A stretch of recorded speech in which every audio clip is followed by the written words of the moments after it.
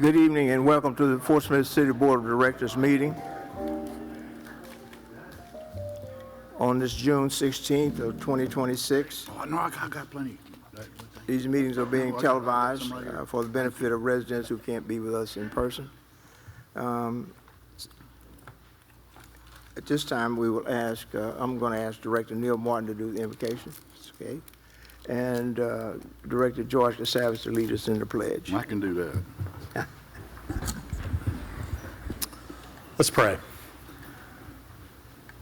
Father, we thank you for tonight. We thank you for the opportunity to be here. We're thankful that we get to do the business of the city, our great city of Fort Smith. Lord, I'm so thankful to see all these people out here tonight and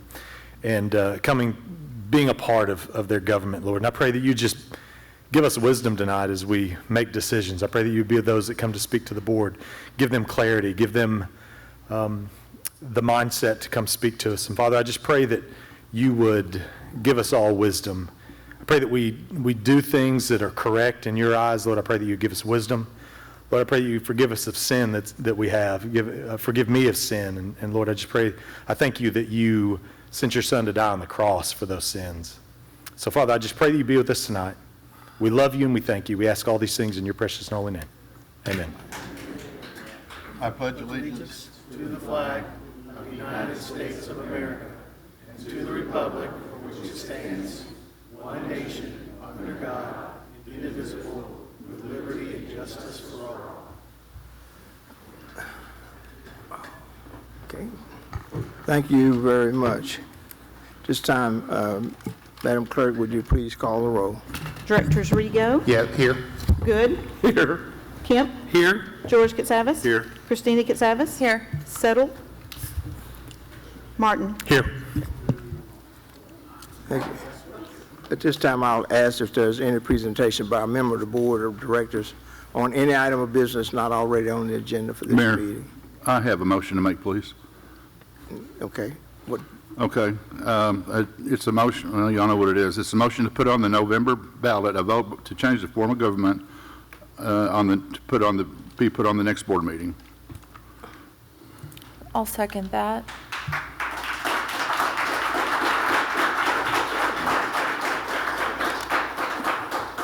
That's all, sir. Okay, thank you. Thank you. Anything else? Okay. This time, we will ask for approval of the June 2nd regular meetings. So moved. Second. Thank you. All in favor? Aye. All right, thank you very much. This time, we'll go into the Citizens Forum. Madam Clerk? We have several, first being Jimmy Harrison.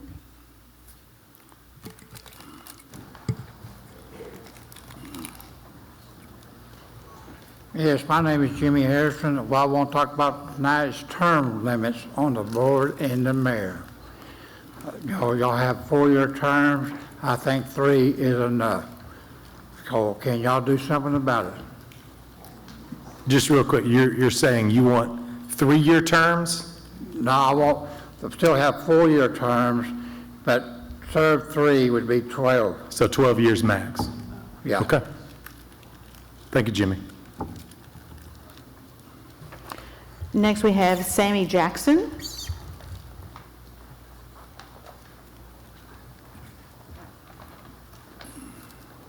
Thank you. My name is Sammy Jackson. Do you all have a copy of the letter that Senator Boyd sent on behalf of Bobby Crabtree? If you don't mind, I'm going to try to read that out loud. It is my sincere pleasure to submit this letter in favor of a resolution appearing before the Fort Smith Board of Directors at its June 16th regular meeting, proposing that a portion of Towson Avenue be designated as Bobby Crabtree Boulevard in honor of Fort Smith native and champion athlete Bobby Crabtree.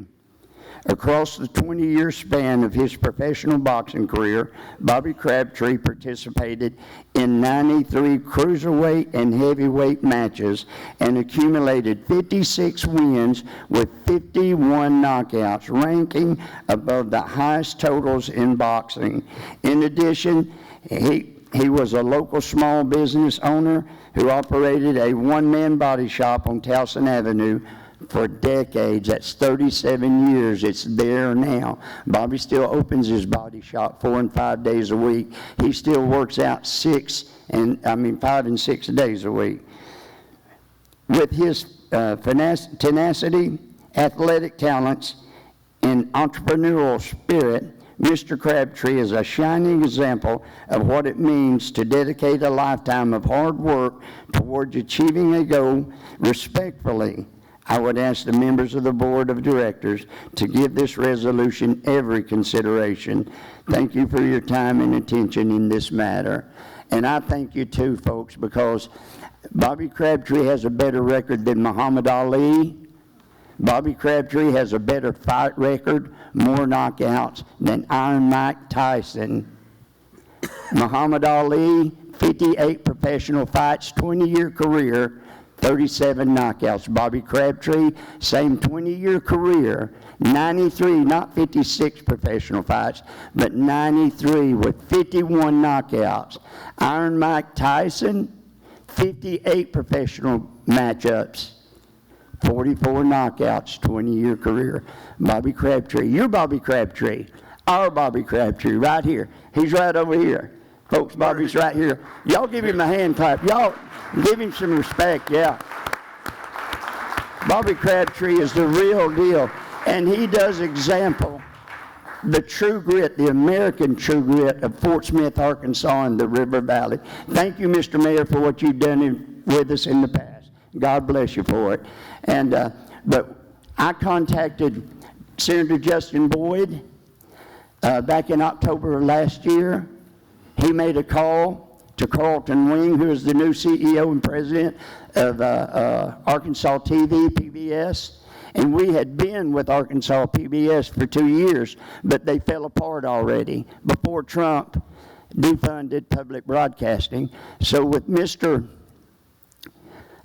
Wing, we had a 35-minute discussion. I told him about some of my ideas for funding and raising funds. His last comment to me in that first phone call, and we've had several, Mr. Jackson, this is exciting. Let's have some fun. Folks, we've been having a blast ever since here at the True Grit Fighter Camp. Bobby Crabtree has been adopted. I say again, you're Bobby Crabtree, right here in Fort Smith, Arkansas.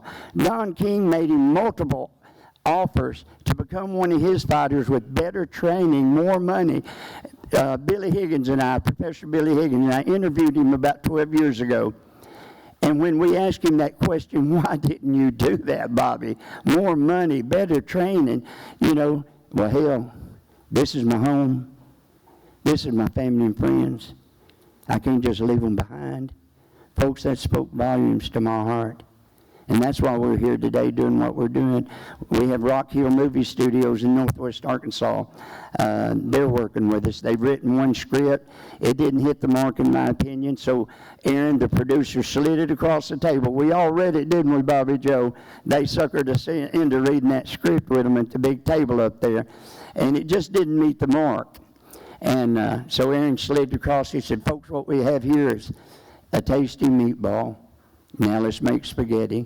So they want to do a 2-hour piece on Bobby Crabtree. We're still working that way. Arkansas TV told me they're willing to work with the movie studio. And we're talking about dealing with Carlton Wing, the president and CEO. He believes in Bobby Crabtree. He believes in Bobby's story. My first interview at UFAS, and it was just a God thing. It was there to be said, and it wasn't something I scripted. I said, I want to tell the community of Bobby Crabtree. Thank you very much. And that excited the room. Thank you so much for your time. Thank you.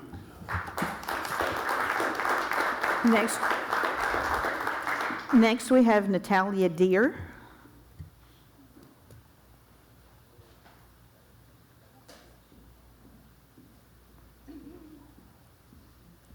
Hi.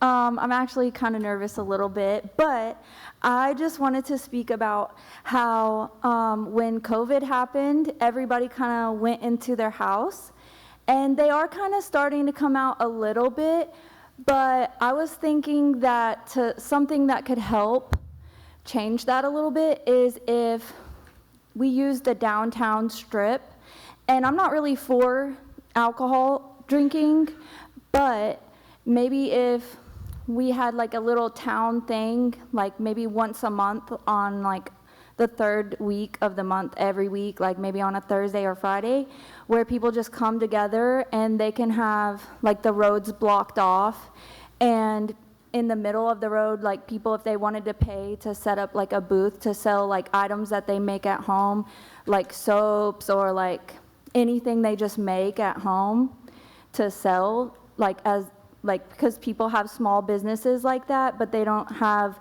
recognition or anything, and I think that would help get the word out there, and like it would help give a chance for artists to put like their artwork out there and stuff like that, and then maybe like a talent show at this little downtown thing, or like maybe where musicians, they got to play that week of the month or something, and then like people could have like an armband and bar hop and stuff, and like all the like businesses that aren't normally open at night could be open during that day, and that would be like a fun little thing for the town to just come out, and everybody could congregate and like talk and like make business connections if they wanted to. And also I just wanted to mention, so I was driving and I came across a railroad track, and I noticed it was just a light instead of a gate. And well, I'm not ditzy as much anymore, but I used to be really ditzy, and I was thinking like, what if one day I was just driving and then I didn't see the light because maybe I looked up or something, or just it could happen to anyone, and they just didn't stop, or maybe they have their music too loud and they didn't stop, and then boom, they didn't notice the train was coming and they get hit. Like maybe there could be a gate. There's like places like on Townsend right by Finney's. I don't even know if that gas station is called Finney's anymore, but it used to be called Finney's, and there's no gate. And then right there on Zero Street, where the Walmart is, there's the railroad tracks. It doesn't have a gate. And then also the one right there on Phoenix by that little fast food place. And also, I don't know how you guys feel about homeless or the people who are homeless. A lot of people don't have sympathy for them, but then some people do have a lot of sympathy for them. Well, a lot of people want to house them and stuff. Well, I just think before we house them and like do all this stuff for them, I want that to happen for them extremely. But I also think there should be like a service where they can have like deliverance against demonic oppression, and to where they can have like generational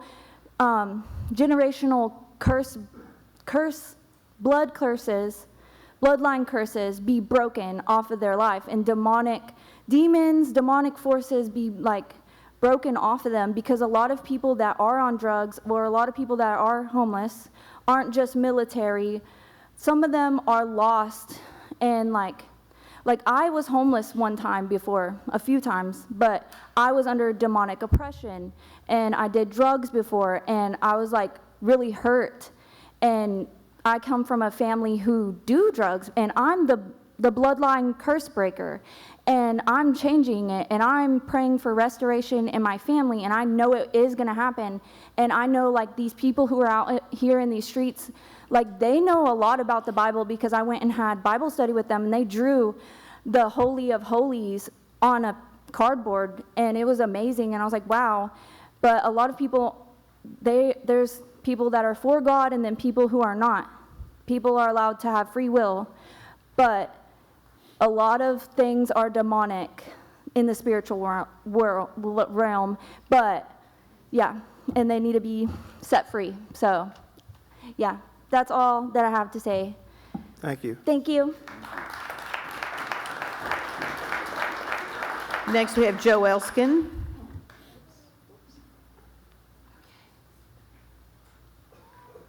Okay, this coming in the beginning is scary. I just wanted to talk about the fact that I think more and more people are aware of the mounting evidence of the health benefits of walkability, bikeability, outdoor recreation. And we're talking about mental health.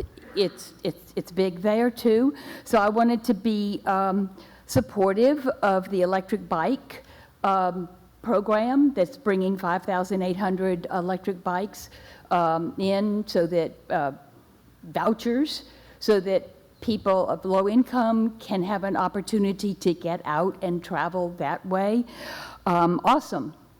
Also, I wanted to, I know you've seen it, Northwest Arkansas, it's investment in trails, Bentonville's investment in trails, 300 acres of outdoor sanctuary, 40 miles of walkability, bikeability, mountain biking trails. I mean, these are things that are competing with our trails. So I feel that that support should be mentioned over and over again. Okay, this ties into the alleyways. I looked at what the Western Millwright commercial construction situation, and I felt like, oh my goodness, you're going to cancel that contract and you're going to find another construction company. And that terrifies me because I'm seeing, well, it doesn't terrify me, but it bothers me because I'm seeing all the Facebook complaints about construction. And look, the construction in front of our house that stopped the flooding and the construction behind our house was tough. But, you know, you got to be tough. We didn't complain, but I've been around to Facebook complaints. I'll go look at it and say, you know what? This is life. Deal with it. You know, construction is messy, and monitoring those people is hard. You don't have enough manpower to be on top of it. But I feel like the threat of losing that contract might solve the problem. And then we would have the alleyways done quicker, because that's going to stop the Facebook complaints if people see what an alleyway can do. And so I feel it's really, really important to find the right way to get these alleyways done so that people can see. And yeah, you're going to find complainers, and they're going to be loud on Facebook or in social media. And just, you know, the squeaky wheel gets the attention, but it's not necessarily a good wheel. You know, anyway, thank you for your work. Love you. Next, we have Shane McKinney.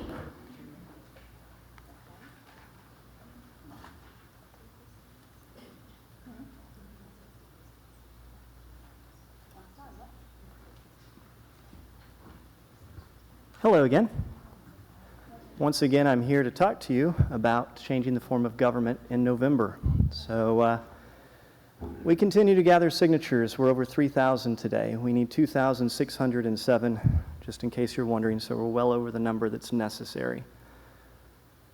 I'm going to ask again, last time I gave you 2.5 minutes, but Kevin Settle, Andre, and Jared Rigo, you guys were afraid of letting the citizens choose their form of government, even though the state Constitution allows it.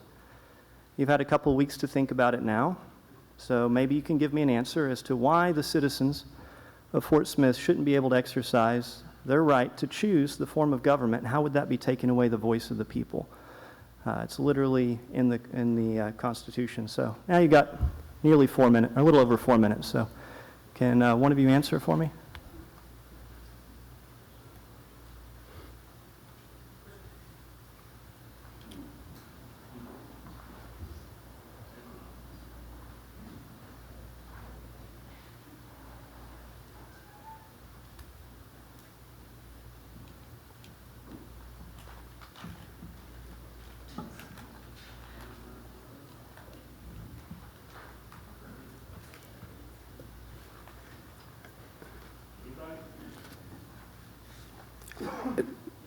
There's no response. Do you have anything further? I'll wait. They may get an idea before the full time is out. I want to wait. Let them think about it.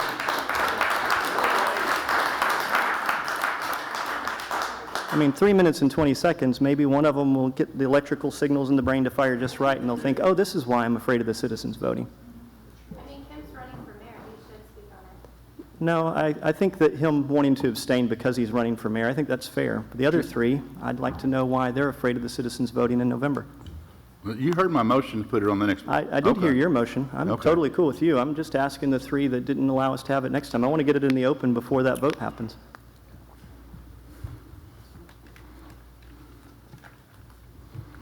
Well,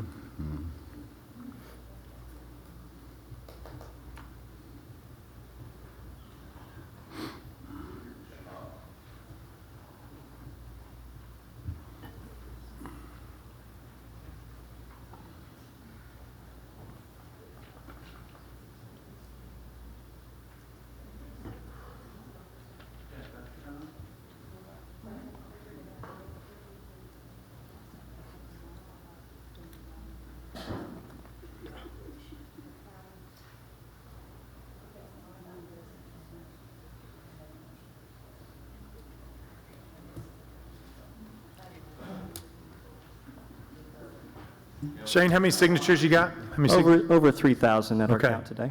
How many are you planning to get?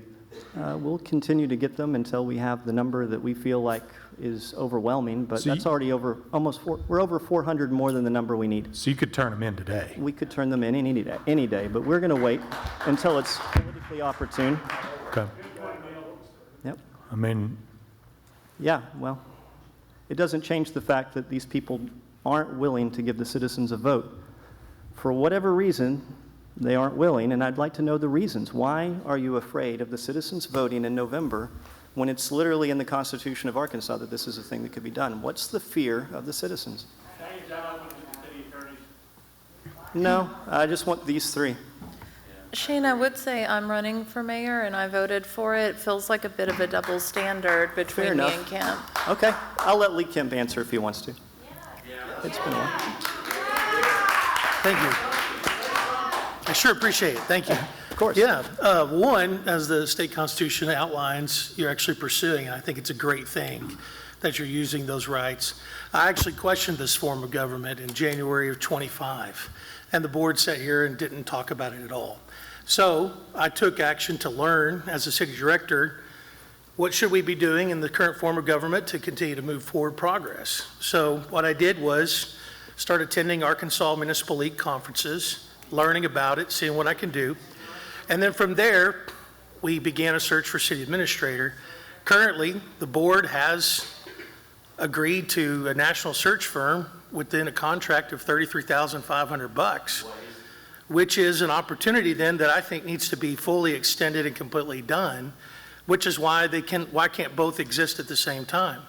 Why can't the board do its due diligence to serve the people as it's been elected to do, and then you do the due diligence of putting it on the ballot? Why can't you put it on the ballot while you're doing the search? That would be a lot cleaner than me turning in 4,000 signatures right in the middle of this interview. Our time's expired. Good conversation. Thank you. Next, we have Carl Nevin.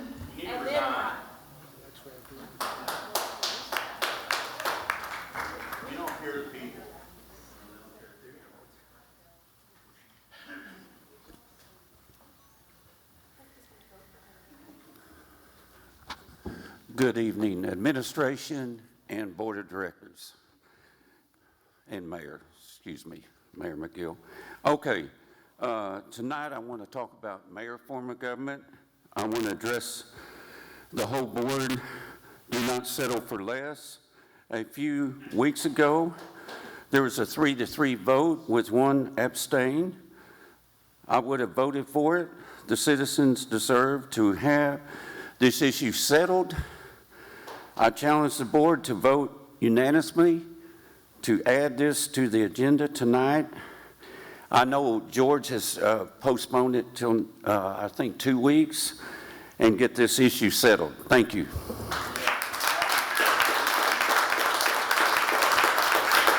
Next, we have Patrick McGuire.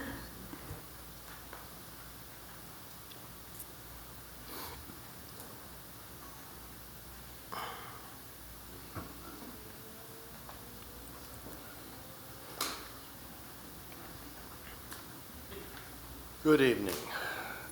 For months now, we've been hearing about the financial difficulties the city has with regards to the consent decree and the actions that have been taken, such as increasing our water and sewer rates or decreasing the budgets from the police and the fire department.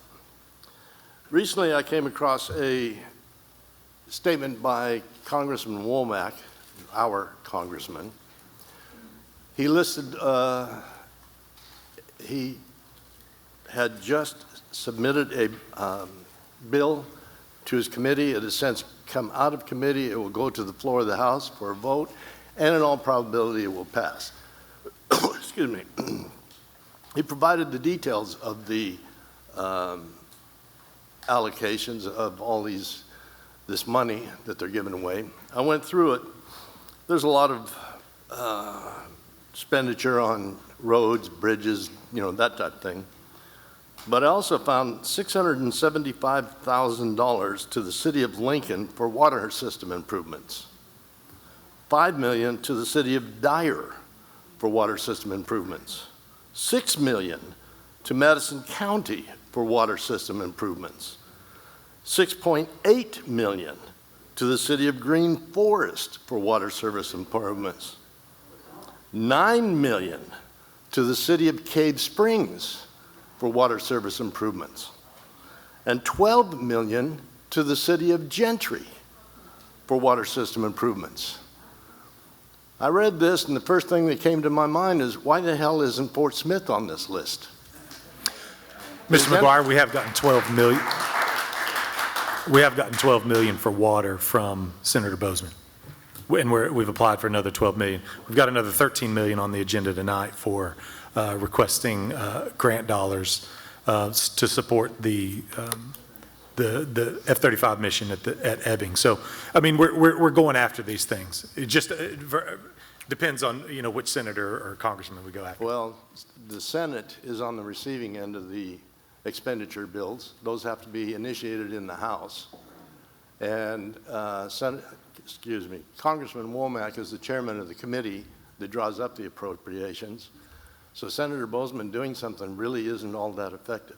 I mean, he's gotten us $12 million. I mean, I think that's higher than anything you mentioned. We've got to clear the House first. We've received it. We've received $12 million. So then we're not having a financial problem anymore? No, we have water that we need to pay for. We have sewer that we need to pay for. We've gotten various dollars from those folks. I mean, we're trying to get every dollar we can. I mean, whether it comes from this, it's not every dollar. I know we've got somebody that is reaching out to all of our congressmen. Any federal dollars we can get, any grant dollars we can get. We're trying to do everything we can to get dollars to help fund our sewer and fund Well, from what water. I'm seeing on this bill by Congressman Womack and what you have just said, your efforts are going in the wrong direction because it's Womack's committee that creates these bills to begin with. And then it goes to the House floor, and then it goes to the Senate. So all the efforts that are being made so far apparently aren't going in the right direction. My conclusion on this matter is very simple. Because of this and other matters, I approve of a change in leadership because I don't think we're getting the representation that we need as a city. We need people that will worry about our interests before everything else, and I don't see that we're getting it. So for that reason, I am going to be doing everything I can to make sure that we do get that change in government.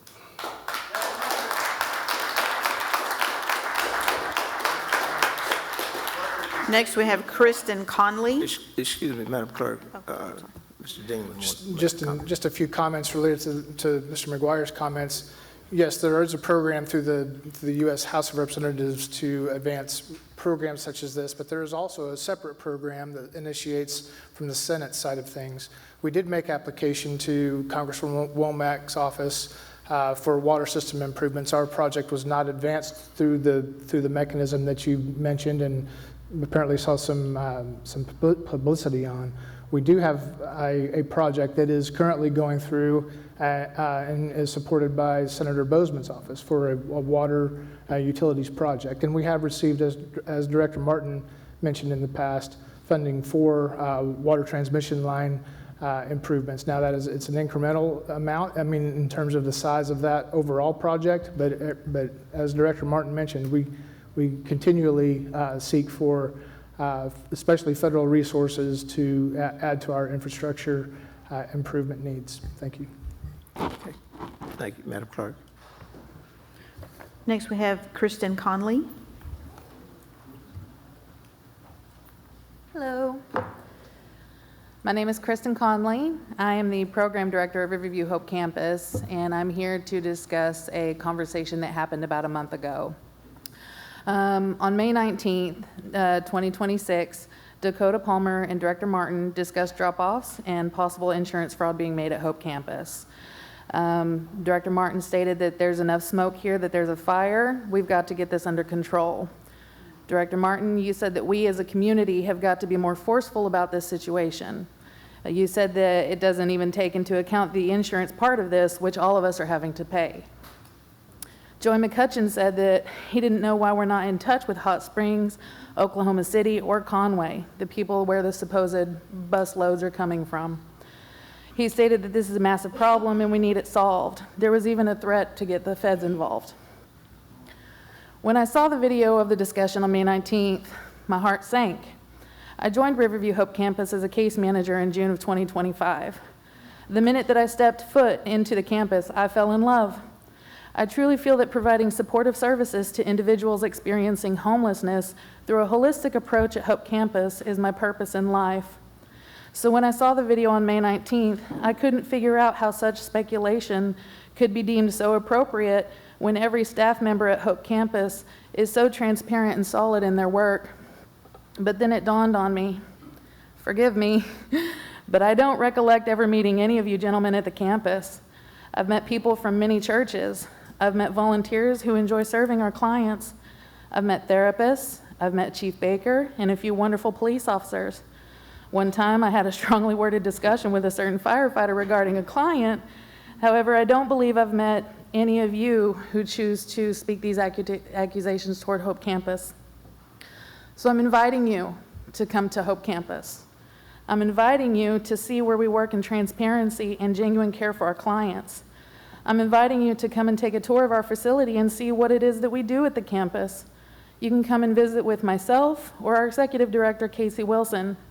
You will see that we do not commit insurance fraud. In fact, we enroll our clients up for health benefits through access.arkansas.gov. I'd love to show you our drop-off data, which is mainly made by the Fort Smith Police Department, Valley Behavioral Health, or hospitals in the area. I'd love to show you how good our relationships are with these organizations and how our communication maintains a certain consistency across the board with them. In fact, Corporal Solis and a couple of other officers came to Hope Campus last week in an effort to educate our population about law enforcement. I'd be proud to show you that in just this year, we've helped 21 people gain employment and have helped 23 people transition out of homelessness. Please understand that this is not an attack on any person that I have mentioned. If anything, my concern is that you don't know what goes on behind the front lobby door at Riverview Hope Campus, and I would love to show you. We have an open house on the first Tuesday of every month from 4 p.m. to 6 p.m. If you can't make that time, please feel free to drop by anytime and ask for Casey or Miss Kay. We will be proud and honored to find resolution to this concern as a community, allowing each other to be a part of the promise that Riverview Hope Campus is and has been to those facing such complex tragedies. Thank you for your time, and I look forward to building a stronger community with all of you. Next, we have Eric Weidman.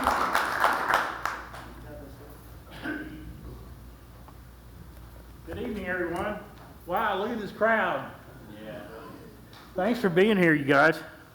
If that's not a statement to how much we wanted to get something done here. And good evening. It's kind of funny how my topic relates to some of the things that's been said already.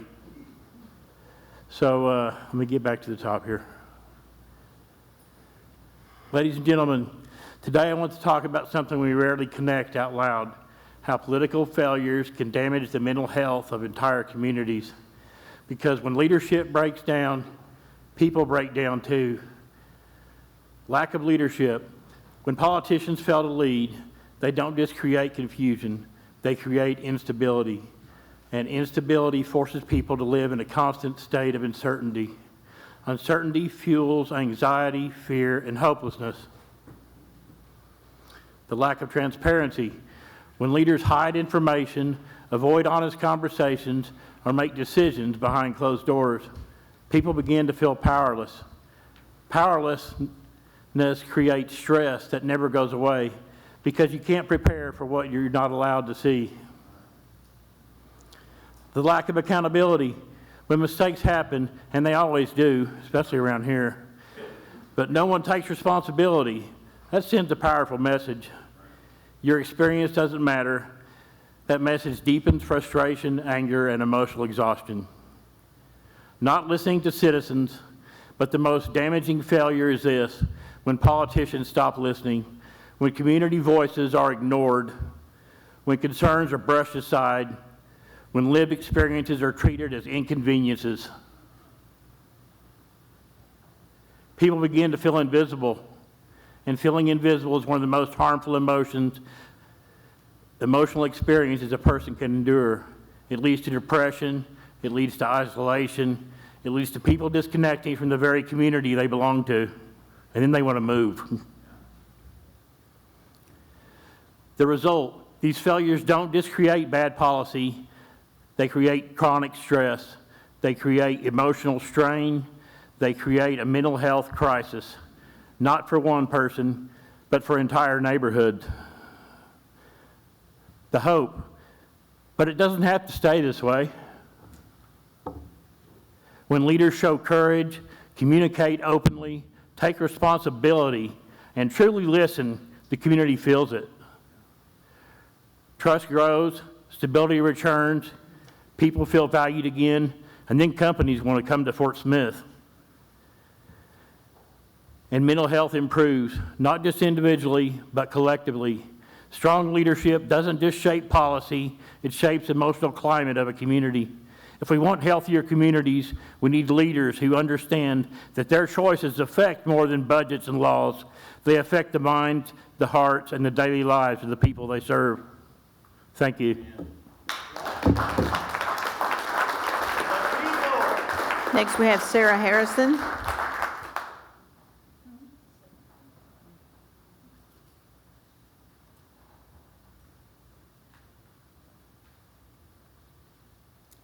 Good evening. Oh, sorry, I'm short. I'd like to start by saying something that may surprise some people because I've advocated for the petition to change the government since the beginning. I understand why 4 people of this board did not place the form of government question on the ballot, and I don't disagree with that principle behind that decision. This question belongs to the people. The future structure of our city government should not be decided by 7 people sitting on this dais.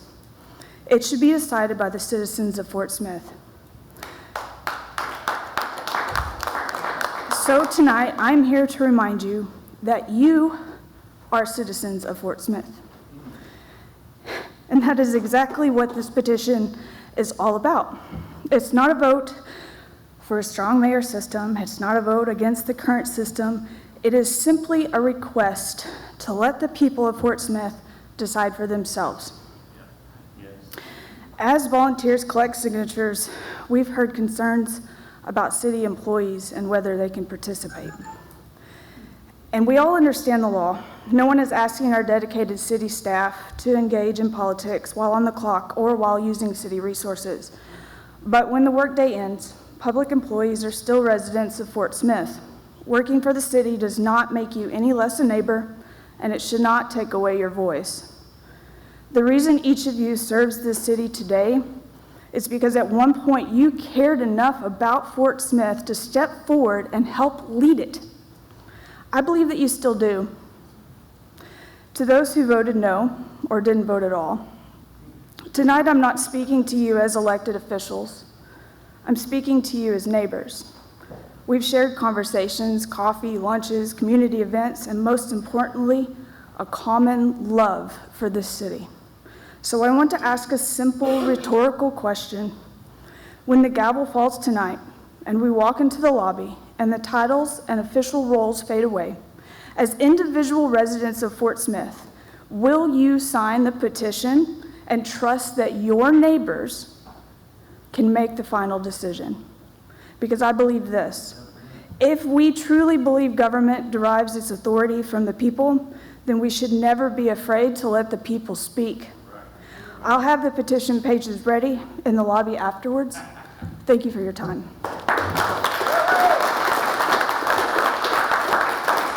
Next, we have Jason Skurbitz.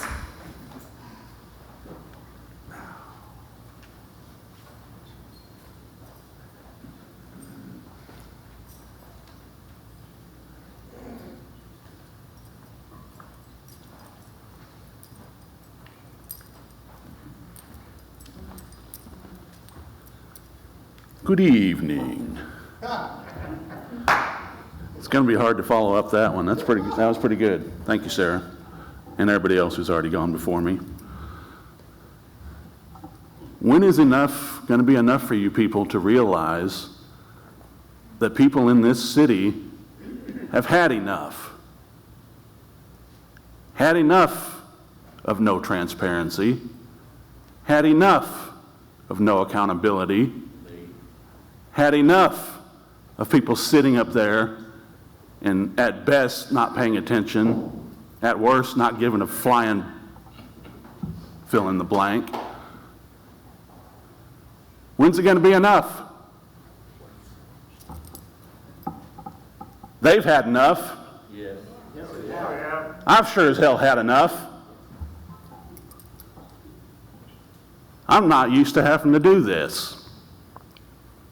This is what you've driven these people to.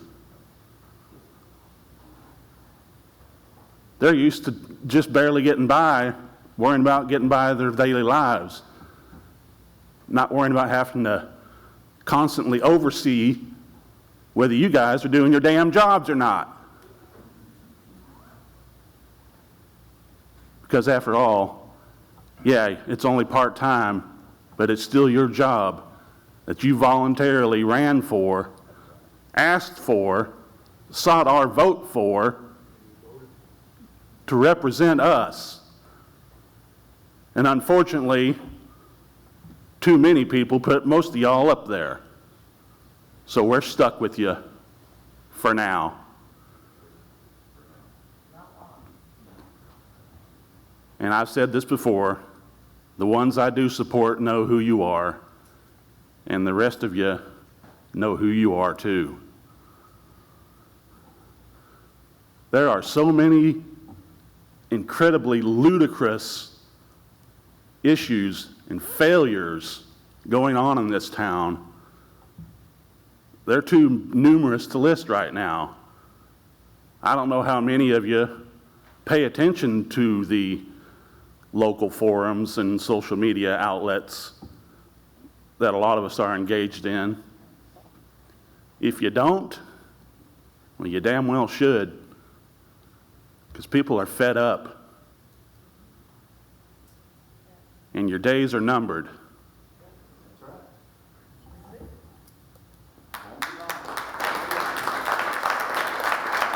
Next, we have Stephen Cox.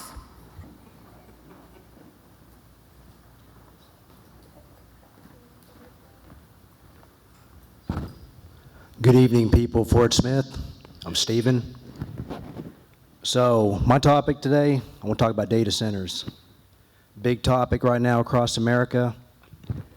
Haven't really heard anything here, so that's good. Hope to keep it that way. But just hearing a lot of stories about cities getting steamrolled.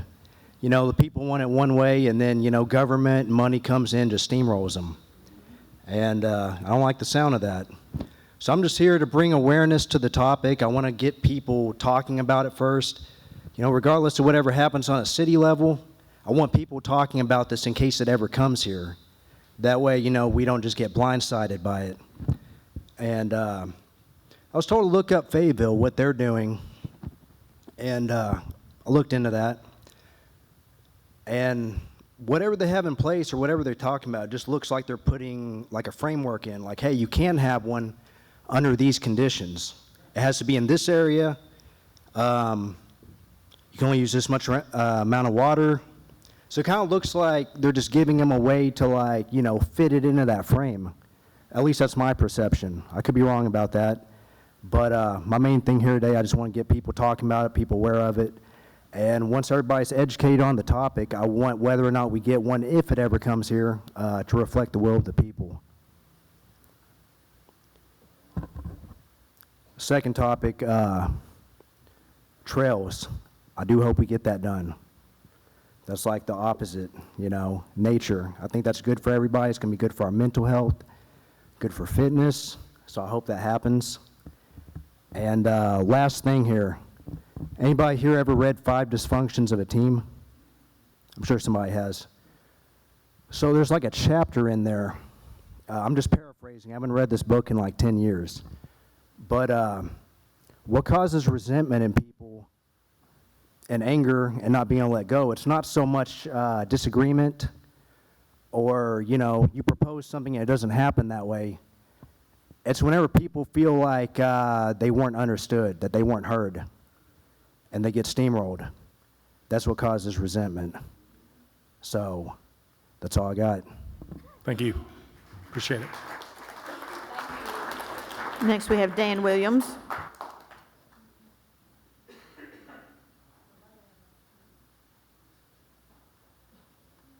Good evening, Board. Again, I thank you for allowing the citizens forum 5 minutes. And so I just want to bring up, several months ago, I was able to do some working on the first 3 months of our spending.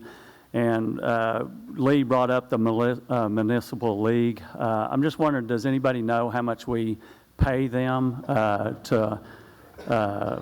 each year? Does anybody on the board know how much we pay them? There, Dan, it's in our budget. I don't recall off the top of my head, but it's in our budget. There's some dues and things associated with that. It's over 30,000. Is that right? 40,000. Well, in February, we wrote a check for $2.6 million. Well, they cover our police and they cover the vehicle and property insurance. Okay. And they also include our defense funds that we do there, so we get a very... So is that what that came out of? I don't know what that was there. Well, I was just wondering because I had emailed, and that was one of the anomalies that I saw, and I still hadn't got a response on that. I believe that much is going to be your and property I just figured if someone spent $2.6 million out of your checkbook, you would probably know. And so my point is that when the citizens go to the ballot, we're not giving you a blank check. Okay. You're to treat the resources with stewardship and accountability and transparency. You're supposed to know where things go.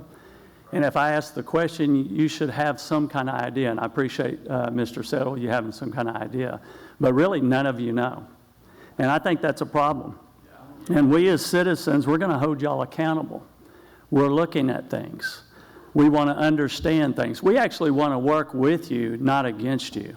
But some of y'all feel like we're working against you. I believe you're lying to yourself and us. Public office is a proxy. You hold a seat because someone put you here. Families, small business owners, people in this neighborhood, they believed in you. And we have lost trust. We have lost hope. And lately, I believe citizens, and y'all can see that, have decided they're going to take a stand and we're not going to back down. We're here to be communicated to like people with intelligence and to understand that the decisions you make can either bring trust back to this city or you need to leave your position. And if you decide you're going to stay, I'm pretty sure you're going to leave anyway. The public is ready to get people that are willing to communicate and willing to be. I think the young man that stood up here said 5 dysfunctions of a team. I think he hit the nail on the head. A lot of us feel like we haven't been heard. I've been coming for 3 years. You really don't know me. And the reason why is you don't really care to know me. And that's okay. And that's fine. But you're going to get to know me one way or another. Okay?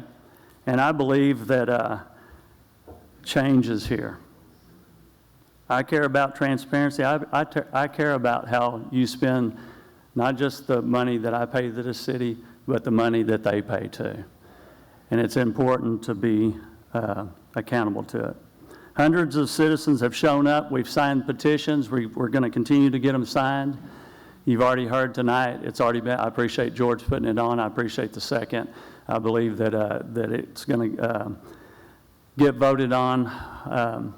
I believe you can give us a little bit of trust back if you decide to vote on that and put it on there. I think that's going in the right direction. I believe the AG has given y'all the report on it. Y'all have seen it. We've seen it. And we know that it's time for change. We want to work with you, and I believe there's a lot of citizens here tonight that are resilient, that are actually for this city, and I believe there's change that's coming, so thank you. Next, we have Chris Cadelli.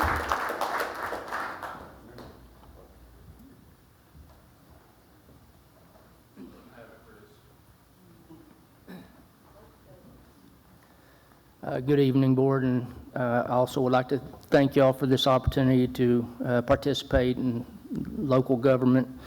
I'd like to thank Mr. Katsavas, Director Katsavas, for putting this change of government up for another vote, and Christina Katsavas for seconding it.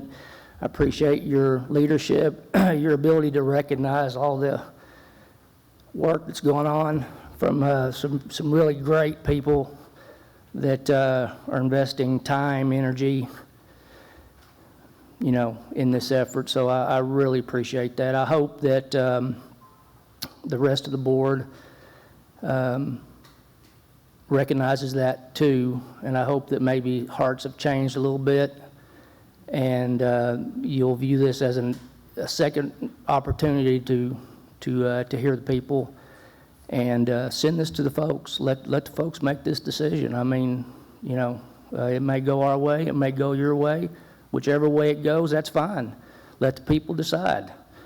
I would like to let's have another board vote on whether or not they trust the citizens of Fort Smith enough to allow the voters to decide if it's time for a change in the way we are governed. Let's see if there's a majority on this board that recognizes the undeniable interest in the proposal. Let's see if we can find at least 4 directors who will say, let's send this to the voters for the final say on this matter. The petition drive has been very public. Signatures have piled up. The public comments here at the board meetings have almost been unanimous in favor of placing this on the ballot. I think we've had one gentleman that came to oppose it. He's someone that's, apparently he's benefited from the status quo. I haven't seen anyone else here. Where's all the opposition? We've heard directors say that they hear, they get all this opposition, but nobody shows up except the folks that are for it. So I find that interesting, to say the least. So I would just, once again ask, vote this, send it to the people, and let us decide. Thank you. Next, we have Crystal Cadelli.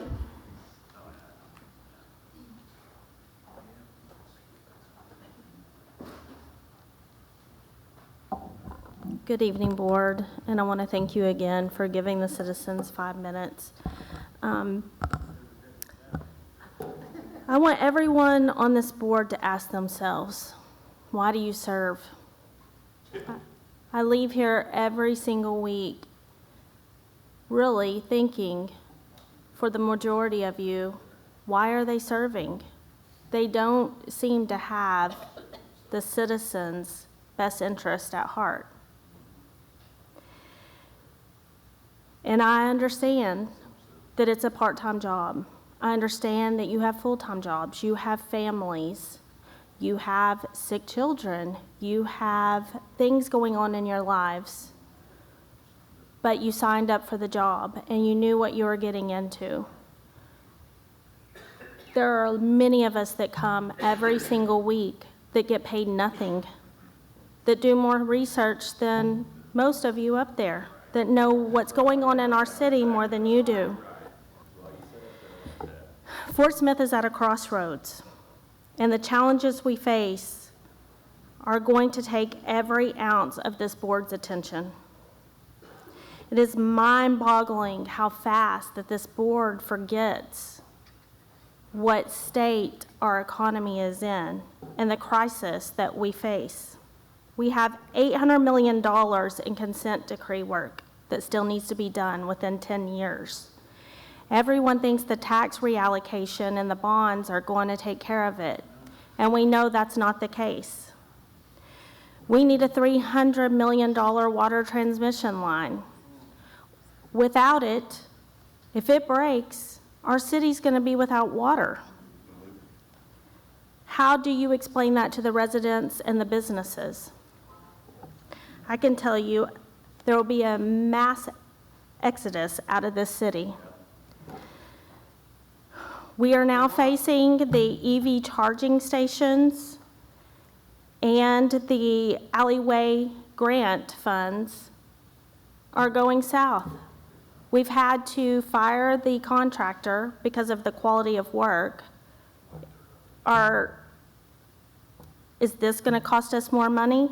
The EV charging company has backed out of their contract, and now they want to put 8 more charging stations, which means more for us to maintain, and when they're no longer a thing, we have to pay to remove them and dispose of them. And now we're looking at the Bass Reeves Loop. Well, it's no longer a loop, it's a straight that's going right through Acme Brick. Very convenient, since there's a lot of people that want to Acme Brick Park.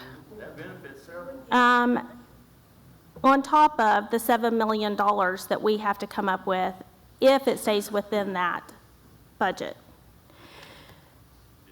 And I want to also bring up that citizens are receiving survey calls from a nuclear waste facility survey company. And before the board says, we have an ordinance to prevent this from happening, do we? Have you looked at the verbiage in the ordinance? Is it very specific? I think it is very specific, and I would encourage every single one of you to look up Act 259 and maybe speak to Jeff about the ordinance. Look at the audience tonight. I'm so ecstatic. Look at this. There's so many citizens that want their voices heard. And I'm so glad they're here. Whether they agree with me or they oppose me, they're here. And that should say something to all of you up there.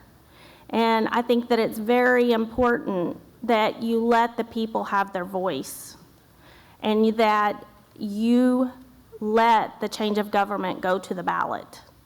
That's the least that you can do. And the last thing that I'm going to say is nobody, the governor, the senator, our senators, no one within our government or really private organization with any sense is going to give us any funding because we are not good stewards with our finances. So until we can start making good decisions, then we are going to be stuck with no growth and the city is going to die. Thank you. Next, we have Raymond Taylor. Raymond Taylor. Good evening, Mayor, Board of Directors, people in the audience. It's my first time getting up here. I'm more of a one-on-one person, but I don't understand all the bashing. We don't need all the bashing here that's going on. If the people want a change of government, what you do is you get enough signatures and they put it on the ballot. We don't have to ask permission. You put it on the ballot. That's the American way. That's how we do things. We don't do things by mob. Now, I'd like to see you guys, we ought to look at Fort Smith as a business. As a business. We should look at things as a business. For example, I heard many things about the RV park, and I had to decide, well, let me go down here and find out what this RV park is that everybody's talking about. Now, I don't know all the big downtown dudes, as Joey always keeps talking about, but I guess Mr. Griffin is his name. Now, there would be no problem at all if Mr. Griffin created a business down there, wonderful construction, a futuristic building, and he employed 5,000 people or 500 people. We, as a city, probably wouldn't have a problem spending $2 million to extend the sewage. But now, see, is that a good business decision? We need to look at the way we run Fort Smith as a business. Would a business go and extend, and spend money to not to get a return back? Now, an RV park, I'm not sure if that's probably the greatest thing to look at. Now, like I said, if he created a business, we probably would be happy about that. Now, I see some of the waste. I've been here 32 years and some of the waste, and I have to take some responsibility as a citizen here in Fort Smith. Guess what? My bill was $60 for quite a few years until it increased. What it should have been doing was increasing. But see, the problem is we look at motions instead of business-wise. For another good example, the House of Dolls. We use our emotions instead of listening to the city attorney saying to you guys, hey, that wasn't petitioned for, it's for a business. We need to probably allow them to open up, right? And because you guys voted against it, because we use our emotions again. We do not want to have a strip club by a church. Well, guess what? It cost us $400,000 plus their attorney's fees because of that decision. Now, the people spoke. The people here in Fort Smith didn't want a House of Dolls, if I'm sorry, I'm not hearing. We didn't want it, so it's gone. It was gone. So the most money that this club ever made was from being sued. That's the taxpayers' money. That's what they made. So it's important to listen to the people, and I get that. I don't like all this bashing that's going on. That's not right at all, to call people names and all that. That's beyond me. That's not the way we should be running a city. I'm about business, people. I mean, I feel like, okay, we get emotional about having to let go of 7 firemen. Here's what I like to see. I get more emotional when Whirlpool closed and they closed down 4,600 employees. That's what I'm getting emotional about, because guess what? When we have businesses that come here, we probably wouldn't have a financial problem. Now, I also want to challenge, I like to get more into the federal government, but I challenged my congressman, and I called him up and said, hey, why don't you look at helping us help here people in Fort Smith to give us a break on all these little fines that we're getting from the EPA. And I challenge all the people here to call the congressman, senator, and say, hey, why don't you get involved in our city and help us citizens out in making it a better city. And like I said, I've been around a lot, and I think it's still a great city. We got some great water. I've seen some of the best libraries that we have around here. Now, people can laugh, that's all they want, but like I said, bashing is not going to get us nowhere, okay? I mean, I could sit up here and bash people left and right, but that's not going to get us anything. Think it's a business. Look at this as a business and not emotional, and any kind of decisions we make about spending money, let's look at that as a business. Thank you for your time. Next, we have Joey McCutcheon.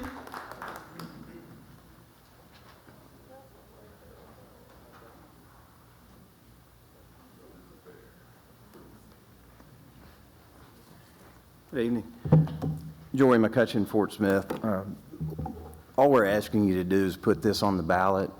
You know our state motto, Lee, regnant populace, the people rule, okay? And that's an important concept, and Arkansas's taken it to heart. They gave us the ability to petition. They gave us FOIA laws. By the way, Director Settle, the Municipal League is no friend of this city's rights, okay? I've fought them for years on the Freedom of Information Act, tooth and nails, where they're trying to take away our rights.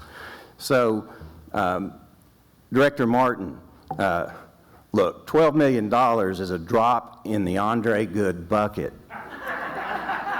$12 million will not, the line and the plant I 100% agree. You're exactly correct. 100% agree. $585 million. Not one of these board members, who's going to pay for that, Director Good? It's these people in this room who's going to pay for that. Yet you don't want to have that discussion. You all will hear your directors say there's a potential crisis out here, and you all will not address the problem. But I did talk to Levon Morton, and he says he has a solution for how we're going to pay for it. Well, it's going to be on our backs one day. It's an important point. We have defective water meters. We have a multi-million-dollar problem there. Fayetteville, as Stephen said, they're looking ahead at the data centers. You all should have been talking to your state representatives who passed a bill that's going to force this down the citizens of Fort Smith's throat at one point. A police precinct you bought that now needs a multi-million-dollar fix. When we do have 3,000 signatures, Neil, and I invite anyone on this board, come by my office, we'll put it on my table, and you can count every one of them. We have 3,000 signatures. But I understand, because I've been through the process on a state level, and I've been through it on local levels also. I understand what happens here, Director Good. There will be a lawsuit brought. Another delay tactic like the one Director Settle did the other night when he said, we just don't have all the facts, Kobe. You know, you should have vetted the AG. Well, now we've vetted the AG, Kevin, right? We've got your answers. Now we're going to have a vote in 2 weeks.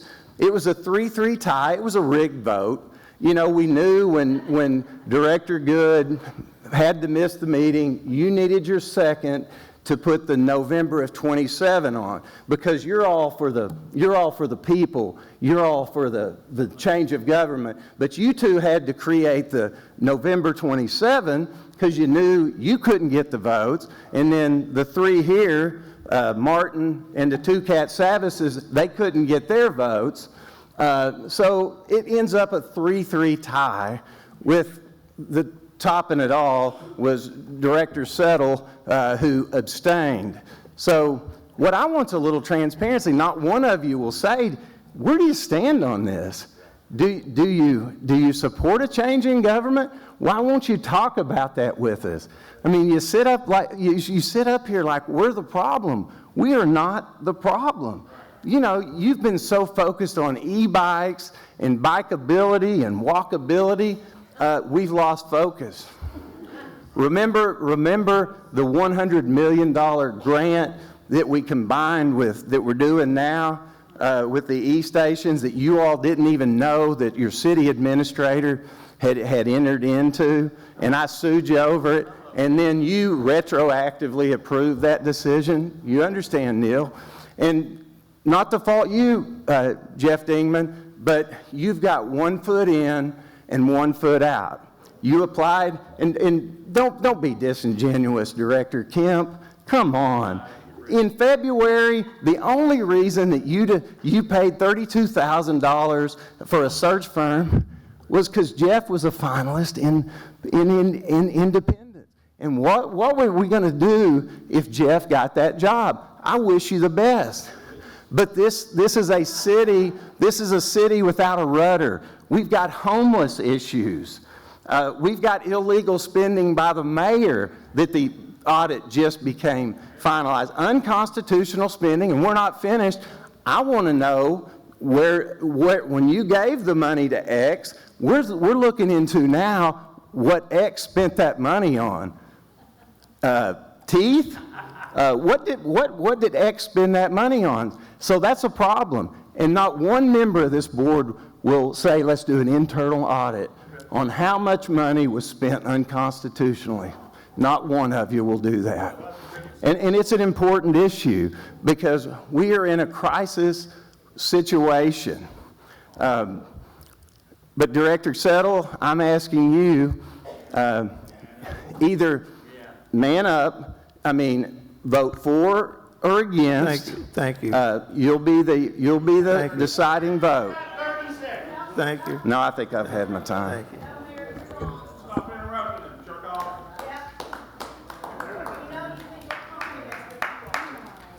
Next, we have Stephen Sharam.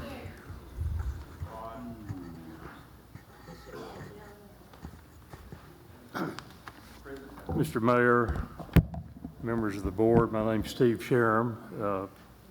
Live on Riverland Drive here in Fort Smith. Born and reared here, 77 years old. And I'm here in support of the form of government that we have. And I remember Mr. Cadelli mentioned about a few weeks ago, I think he was referring to Phil White was up here advocating on behalf of the city administrator form of government, and he was afraid that he was going to get attacked in the back. Bottom line, I've heard for a number of weeks, and I've appeared and came to the board meetings and heard all of the objections, and I'm just here to advocate on behalf of our current form of government. It's a good form of government. And I'd like to point out a few things. These are ballpark numbers, but Little Rock has a population of 200,000+ people. Fayetteville has 94,000+. And they've nudged us out as being the second largest city in the state. A number of years ago, we're at approximately 90,000. The point being is that Little Rock has a budget of $300+ million. Fayetteville, the second largest city currently in the state, has a budget of $27 million. Fort Smith, third largest city currently, pretty close, we have a $300 million budget, right at where Little Rock is. We have half the number of people in the population here paying for about the same budget amount, but we're getting benefits of that. And contrary to a lot of what has been said tonight and over the last number of weeks, I appreciate our city directors. I think you all have done a marvelous job. It's hard work. You all pay attention to the issues, and if any one of these people had a complaint, they can call one of you and talk about it. And I'm absolutely confident you all will address their issues. Joey McCutcheon's been a friend of mine for years. And I appreciate his advocacy, particularly on transparency.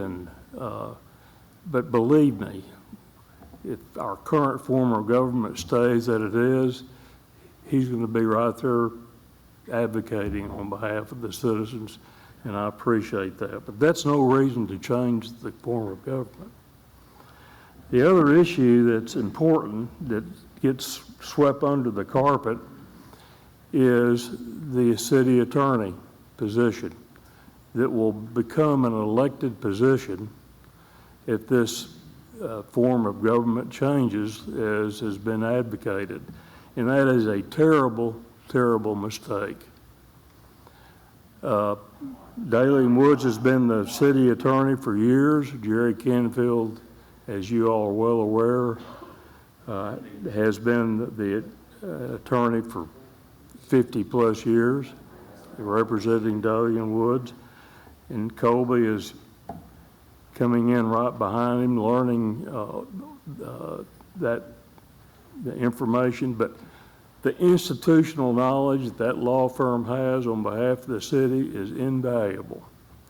And now the position that gets swept under the carpet is now we want to elect a city attorney. Anyone can jump up there and will totally lose all the institutional knowledge that's so valuable. And I've practiced law here in this city for 52 years, retired a year ago January. A lot of clients Mr. and Mrs. Cadelli, I've represented them. I've represented a number of people that spoke, and although we have differences of opinion, and I value their opinion, I value George. He's been my director for years, and I'll continue to support him, although we have a difference of opinion about this. Thank you very But I'm much. telling you, Thank you. changing the form of government is an absolute mistake. Okay, thank you very Please much. don't do it. And for you directors who are hanging tough in there, Thank you. hang in there. Thank you. Thank you. I appreciate your Thank vote. you. Next, we have Jacqueline Hooper. Interrupt him too when he's talking fast. Hey, Mayor, I did want to add, because I've heard this multiple times about the $300 million budget. Our adopted budget for 2026 was around $165 million. If you look at all the funds and the projected revenues versus what our funds are, I think that was incorrectly reported. So just for clarity, our operating budget's around 166 million. Thank you. That doesn't include capital improvement projects, does it? That's just operations? Just Is that, look at, Jeff, what is it? Tell us. That is the operating number, I think 167 million. Does that include capital improvement? That does not, but the no, that's $300 million does. the operating budget. I know, okay, thank you. Hello. Good evening again. I'm not shaking this time. Aren't you guys so proud of me? So I would like... Pull that mic down. Thank you. Now you can hear me? Yeah.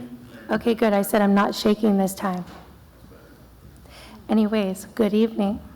Obviously, everyone's already said what I want to say, except for the two people who are obviously paid to be here tonight. So let that be known that that's clear. Well, it was a weird way to let the world know you sit down to pee. There's that. Okay, so with that being said, if the city attorney is doing such a great job, he can be elected and like run for office if that's it. I don't know you, but I don't see why that's an issue. I did challenge 3 of you, I know you've seen it on Facebook, to get some signatures. So I just wanted to offer you guys, I brought you pages that you can take and get signatures for us also. That'd be super great. I'll start you out with 2 and tell you how to do it, like the legal things that have to be said, if you wouldn't mind. Ms. Katsavitz, Mr. Katsavitz, Mr. Martin. And also, if you guys want to sign it, I have them right here. Sarah said she'll do it outside. I'll do it. We can do it now. Will you sign it, Rico? Why not? Keep it short, because I only have 5 minutes. I don't wish to sign the petition this evening. Thank you. Oh, okay, coward. Mr. Good, why not?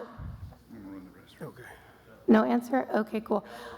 Yeah, Kemp, I already know. Kemp is a wimp. We know. Okay, now I'm the one calling names, and that's fine. I want to express something to you guys that a lot of people don't know, and the reason that you don't know it is because I'm not very vocal about it, even though it's been clear to me that the world has seen me on Facebook showing my character. I was told at church on Sunday after I was baptized that my whole church saw my behavior on the internet. And that is okay with me because, well, repentance. I'm glad you got baptized. Thank you. That's great. What I would like to tell you is this is something I'm not very public about, but it is very important. The police department saying that crime rate is down, that is not true. I did just get a letter. I will send it to you privately. When I did an internal investigation asked for an internal investigation to be done on a situation, they said nothing occurred and that basically I'm a liar. So I'll be sending that to you guys. I would also like to just publicly say this part. I live with something that the reason I moved to Fort Smith, because the crisis intervention is here in the PD. I'm sure you guys are all aware of that. There's a vulnerable person database. I am in that vulnerable person database. Let me explain to you real quick why. This is the first time I'm ever going to publicly speak on this in a true form. So I live with what's called dissociative identity disorder. It's also known as DID. I also have complex or chronic PTSD. These are trauma-related conditions that affect how a person processes stress, memory, and safety. I also want to acknowledge that I have been experiencing suicidal thoughts since Sunday night. It took everything in me to get up out of my bed to be here. Thank you for Eric for calling me all day. But I feel that it's important that you know this, because I cannot stand the fact that I want to take my own life because my rapist is still harassing me and the police are doing nothing. And then I got a letter stating that I am a liar. Not about my rape, but about him harassing me, him driving on without a license, the cops seeing him do it. He called at 2:30 in the morning to my neighbor yesterday. I'm not gonna call the police anymore because it does no good. When people spoke about people wanting to move, Eric just spoke about that. I want to move from this city now where I wanted to move to feel safe. I no longer feel safe. Vote on the petition or we will recall your seats.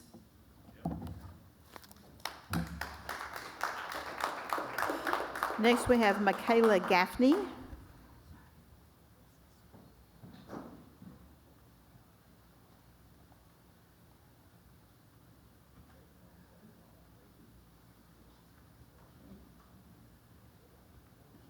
Before I begin speaking and having the time go, can we just give it a moment of silence for the things that she is experiencing? There is a lot of heaviness with that, and I'm going to actually open up about my own thing. I also have dissociative identity disorder, and the loss of time that you experience with that and the lack of memory is one of the most difficult things that anyone could ever experience. So I just want to give her a moment to show how brave it actually was for her to share that, because anyone with that disorder is constantly looked at as if they are crazy when they truly have no coherence over what is happening. I am lucky enough to have been able to develop it. Not everyone is.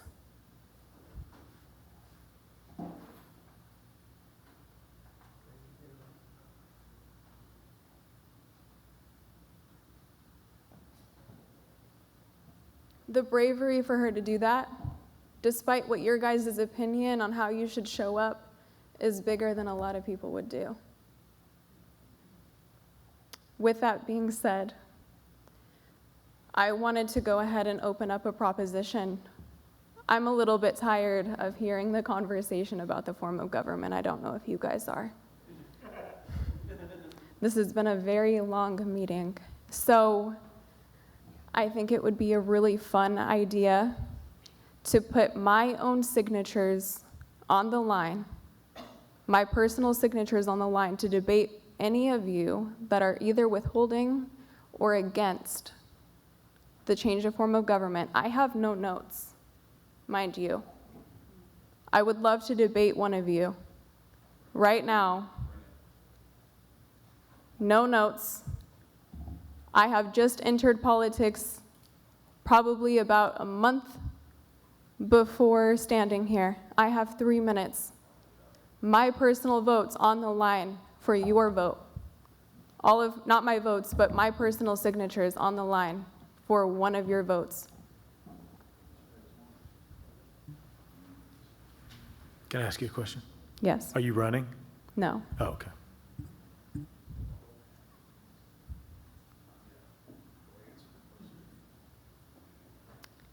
I'm going to add to that proposition. I am currently a business owner, and I work directly with leadership, sovereignty, and coherence. That program cost more than what you guys make here for 8 months. I would be willing to give every single one of you that program for free and work with you guys directly one-on-one if one of you would debate me. I have 2 minutes left.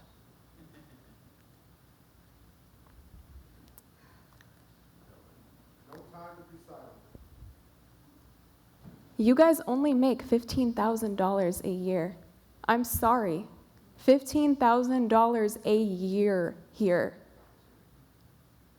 Kevin, do you feel like you need some emotional clarity? Because I do. And I'm not trying to put you guys down or act like everybody else in this room, but the behavior is a little bit weird. Are you guys afraid to talk to a woman? Is that what that is? Andre? Lee? Jared? I know. It's not about pathetic. It's about the fact that we have a title. It's a title. Kevin, you're a manager somewhere. This is something that has to do with your guys' ego. It has nothing to do with service. You being a manager somewhere, this gives you a title. The lack of purpose, the lack of internal sovereignty, the lack of coherence, it shows. This is the thing that I do. This is what I believe in.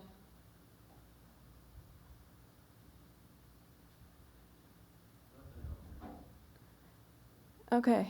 Well, I appreciate your guys' silence. I'm going to go ahead and not waste my time. There is a very significant issue happening inside of the school districts right now where they have lost $4 million. Are any of you guys aware of that? This is related to the Peak Innovation Center? I am not sure directly what it's related to. I spoke directly with a school principal today, actually, and she asked about it with me specifically. And what this is regards to is the schools in this city have lost $4 million because of students moving out of the school districts. Yes, I think some going to private school, things like Yes. that. Yeah, the LEARNS Act, I think for Fort Smith, yeah, the LEARNS Act. Yes. The legislature passed, yeah. Okay, thank you very much. Thank you. I just wanted to bring that up. I have 10 seconds left, I believe. Maybe, oh, actually, it's counting back up. I apologize. But I wanted to go ahead and bring that up because there is a lot of students right now suffering. And there are a lot of the demographics out here that do not have running water. They do not have food. They don't have nutrition. And all of the people within the service community, the teachers, they're all serving. Okay, thank you. Thank you. Next, we have Patrick Fight.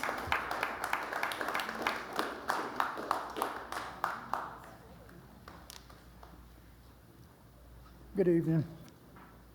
Am I close enough to the mic? Want it up some? My name's Patrick Fight. I didn't plan on coming up here and talking to anybody, but I'd never forgive myself if I didn't. I'm just going to kind of go ad lib on this thing and hope it gets to the right people. Down there behind them, back here, 5 minutes seems like it takes forever, so I figured, what the heck? I got 41 years of frustration that I need to talk about. So real quickly, I didn't wear these medals to this meeting for my 5 minutes in fame. I've had that 5 minutes my whole life, so it was for the cause and effect that maybe we can bring some decorum back to these meetings and be professional and treat people professional. I'm along with the rest of these citizens in here. I don't think we're being heard, but that's not why I'm here. Last week, we had the liberty of hearing Chief Baker come up and speak about the police department, what a wonderful thing they've been doing, their annual report. And I was very impressed, as most of y'all must have been very impressed. But what he didn't mention is he didn't mention the unsolved murders in this town. And I personally take that to heart. I think you guys squandered an opportunity to ask him about the unsolved murders and what the policy is on the unsolved murders. My sister-in-law was murdered at the age of 14 on what we're going to talk about tonight, Bailey Hill. Now, my sister-in-law, she didn't stick around. She was 14, strangled, beat, never been solved, been pretty well cold for 38 of the 40 years. It's surprisingly, it's reopened a little bit because we're getting DNA testing done after 25 years of sitting on it. So I'm a little disappointed. But you know, that sister-in-law's name is Leslie Dawn Haig. And I would do her father an injustice for not standing here in front of you tonight. Leslie didn't win a Spirit Award here in Fort Smith. She didn't have a boxing record of 53-49. God bless you, Crabtree. I ain't messing with him. But she didn't have a chance to go to nursing school and be one of the nursing girls or the Rainbow Girls. She didn't have a chance to go to Northside High School and play on the basketball team and win an NBA championship. She didn't get any of that. Matter of fact, she got forgotten in this town for years. Now, in my opinion, personally, Bailey Hill should be called Haig Hill because Leslie Dawn Haig's family should have sued years ago for wrongful death on Bailey Hill because it was owned by the city. But that's neither here nor there. That's not nothing that I hold in ill to no one. But they're not here to do anything about it anymore. It's just me and my wife. And as for Bailey Hill, we welcome change. I was up there 3 years ago surveying that area. And I called back the city administrator and thanked them for doing something positive with Bailey Hill.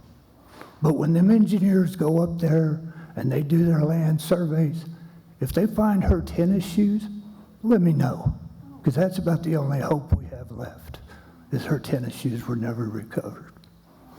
And too often, Fort Smith's ignored this. I've called the chief of police, I've met with the chief of police, I've presented what I was hoping to do, a PowerPoint for the chief of police.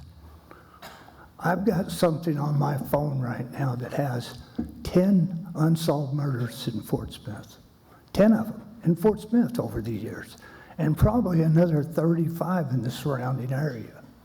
People, I need your help. That's what I need. I need to do something, get somebody involved. Take $10 of the $1 million you're going to spend at Bailey Hill tonight and pay to have somebody do real DNA testing on these kids' remains and the evidence that's out there for them. Thank you very much. Please help us Thank out. you. Thank you.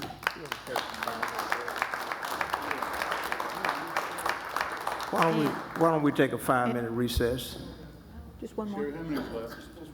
We'll do one more and then we'll take a 5-minute break. Yes, and the last we have for citizens forum is Jeannie Carroll.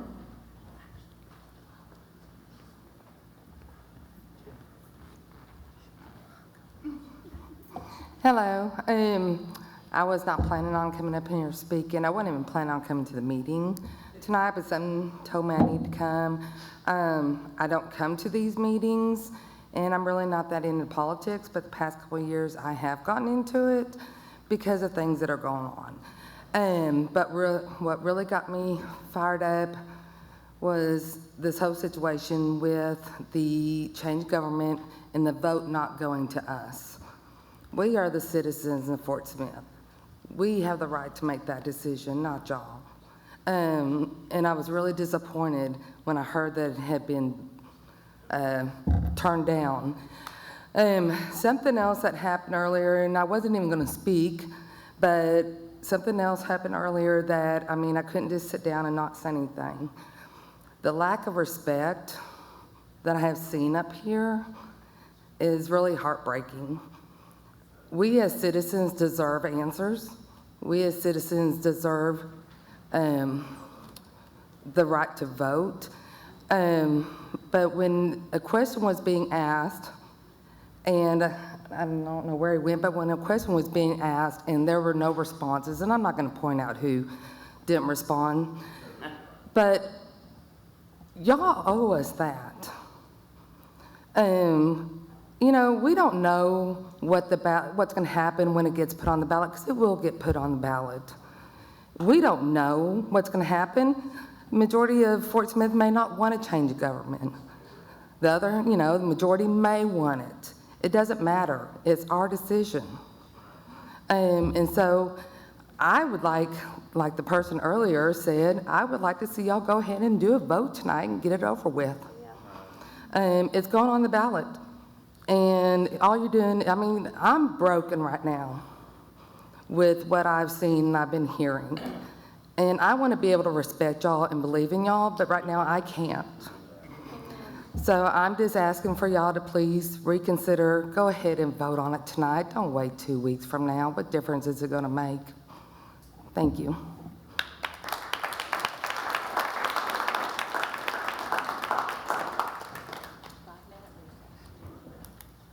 We're going to take a 5-minute recess.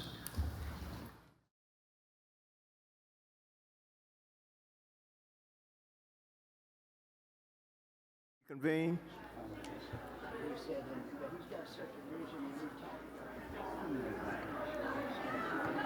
Please return to your seats.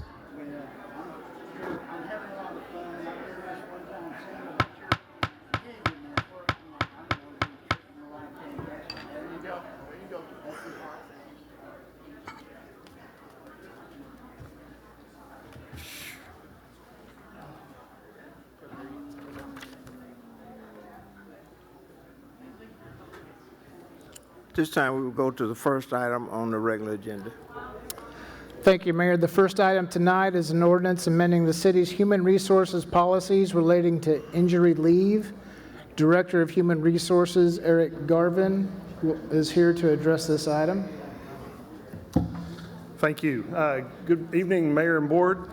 Following the Board's recent feedback concerning the city's injury policy, we've updated the city's policy for injury for all employees. The updated policy will go into effect immediately and will cover the remaining 33 1/3% of earnings not already covered by workers' compensation for critical injuries. The policy change positions Fort Smith as the regional leader in employee benefits and strengthens our commitment to being an employer of choice in the community. Under the revised policy, employees admitted to the hospital for inpatient stays due to a workplace injury or illness will receive up to 18 months of injury pay at 100% of their regular base rate of pay. These benefits continue until the employee is medically cleared to return to work or is determined to be medically unable to perform the essential duties, whichever comes first.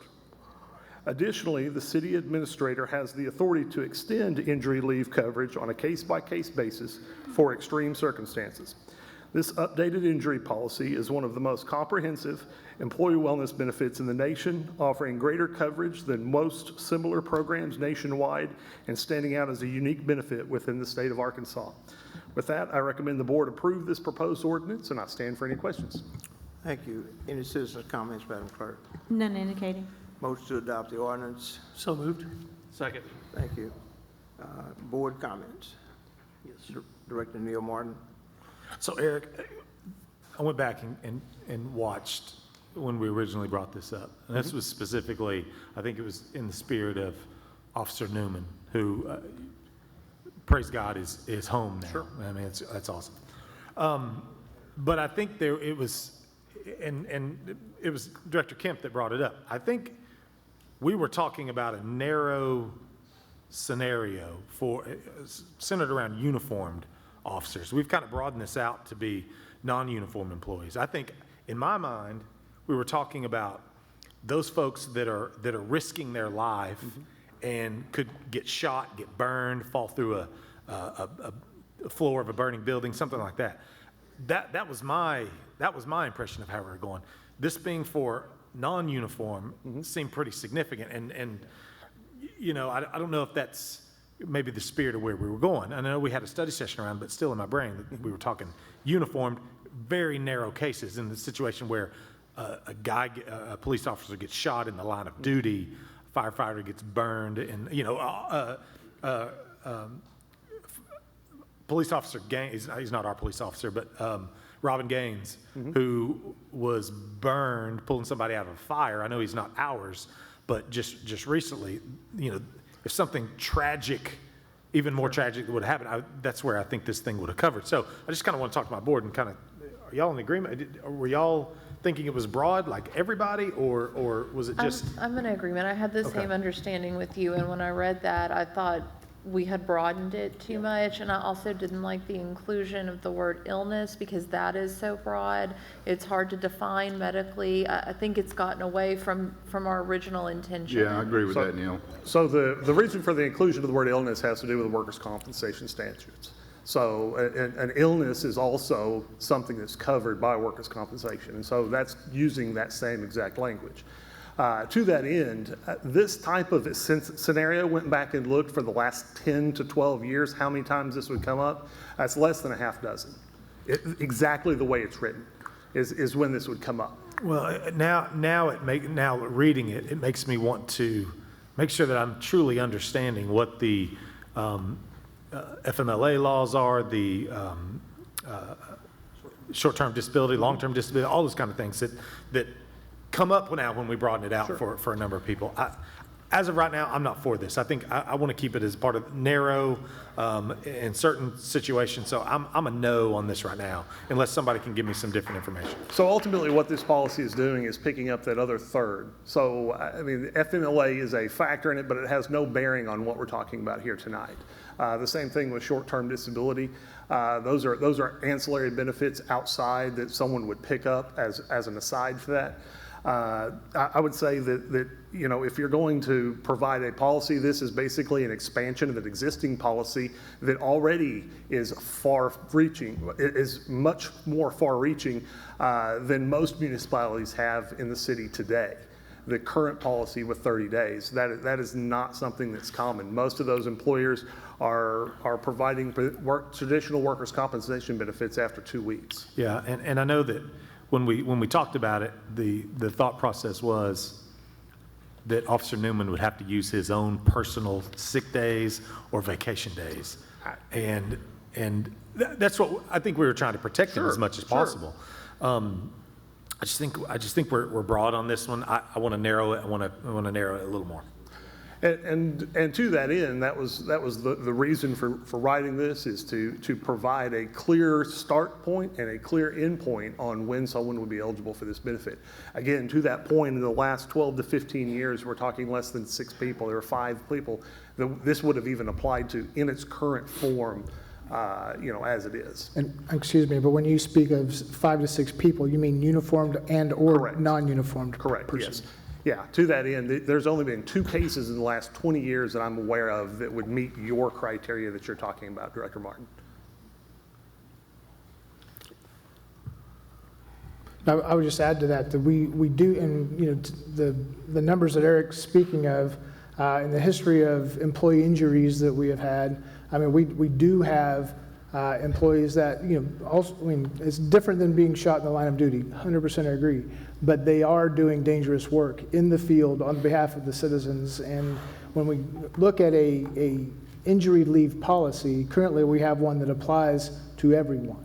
And that was the intent of this proposal. We can certainly change it. And, and I think that, one of the important things that could be left, I mean, we could leave the language essentially like it is, but allow for we've called it internally an escape valve, where the administrator can determine exigent circumstances. We can certainly document those.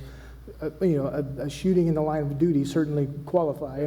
But there are other circumstances which any other city worker, even non-uniformed, might qualify for exigent circumstances for being injured in the line of duty. We don't know what those scenarios are, but when that presents itself, then if we have the ability to declare and determine that, then I think that would potentially be a good thing and address the issues that the board is concerned with. Okay, that's enough for me right now. Okay, thanks, Director Kemp, and then Director Casavage. Thank you, Mayor, and I appreciate it. I didn't want to talk out of turn to answer Director Martin's comments, and I'm respectful to what you're bringing forward.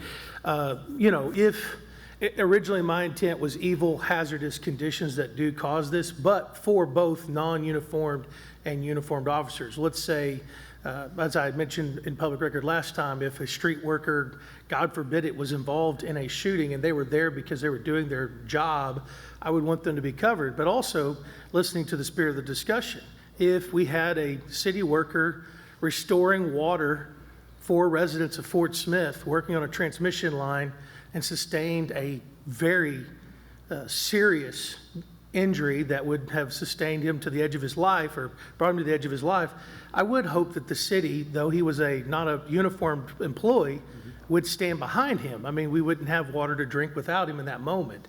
So I think it's important to include non-uniformed in the discussion of this topic, even as much that I would love for it to not be defeated, but rather tabled if colleagues feel like that's a consensus that's building. A couple questions I do want to ask. Could an employee have a major surgery or an extensive rehabilitation or a serious disabling injury without being formally admitted as an inpatient and then still remain limited to the 30 days? Yes. Yes, the intent here is simply if you are hospitalized as a result of your workplace injury, whether it happens immediately or it should happen 2 weeks down the line, if you receive an overnight inpatient hospitalization as a result of that, this policy would kick into place. And it would stay in effect until either you are cleared to return back to work or you reach maximum MMI. Help me with respect to that as far as their improvement.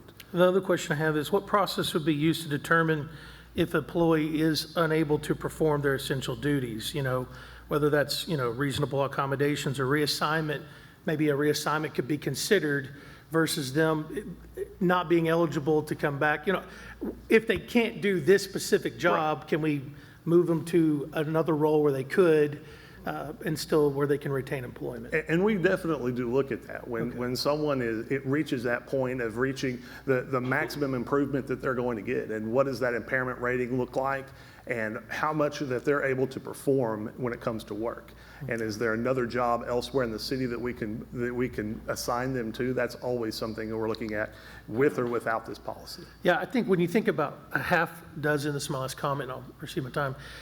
When you think about a half dozen fitting in over the time period, you said of 10 years, not 20 years. Well, yeah, over the last 15. 15 years, back, okay. Yeah. Whether it's uniformed or non-uniformed, if this was a hazardous condition that caused it and we could still retain them employment for the future. I mean, several of our employees do dangerous stuff. Mm-hmm.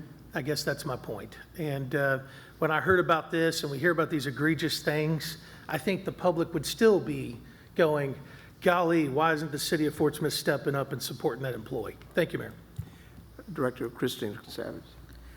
Yeah, I felt like we were clear that we were directing this to uniformed employees only. I mean, the way it's written, illness is subjective, and illness wasn't in there previously. That's been added.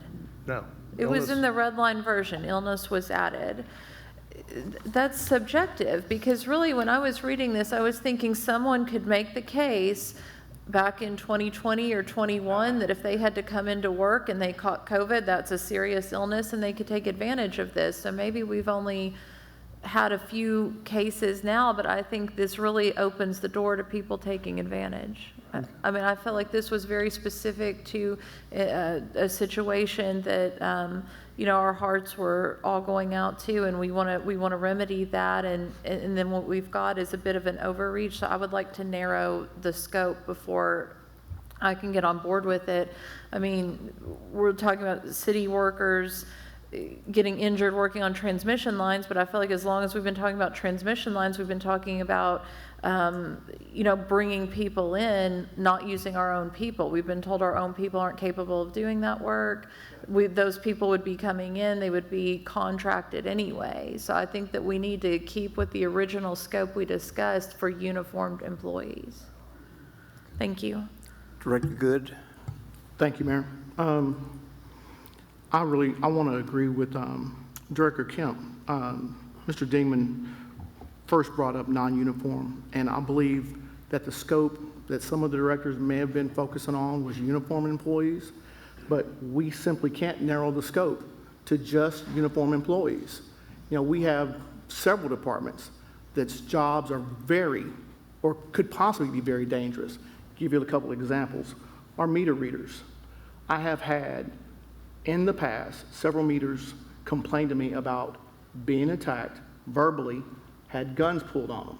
Same thing with animal control, just as bad with some citizens.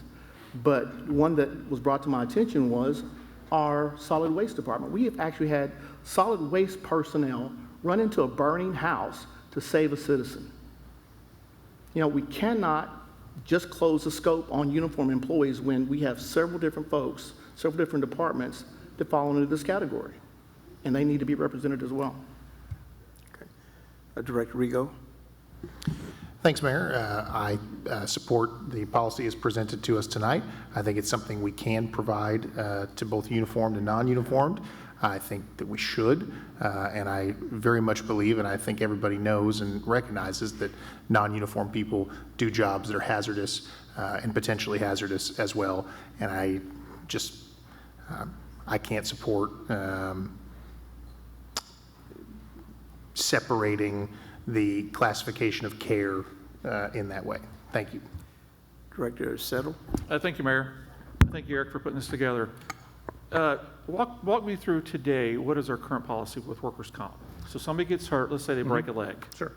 And they're going to be out for 8 weeks. Let's use Okay. that example. And they got hospital stayed for a week. Let's use that example. Okay. Doesn't matter if it's non-uniform or uniform. What happens with workers' comp there? So for the first 30 days, the city's current injury policy would take effect. So Okay. they would receive their full regular pay for that first 30 days.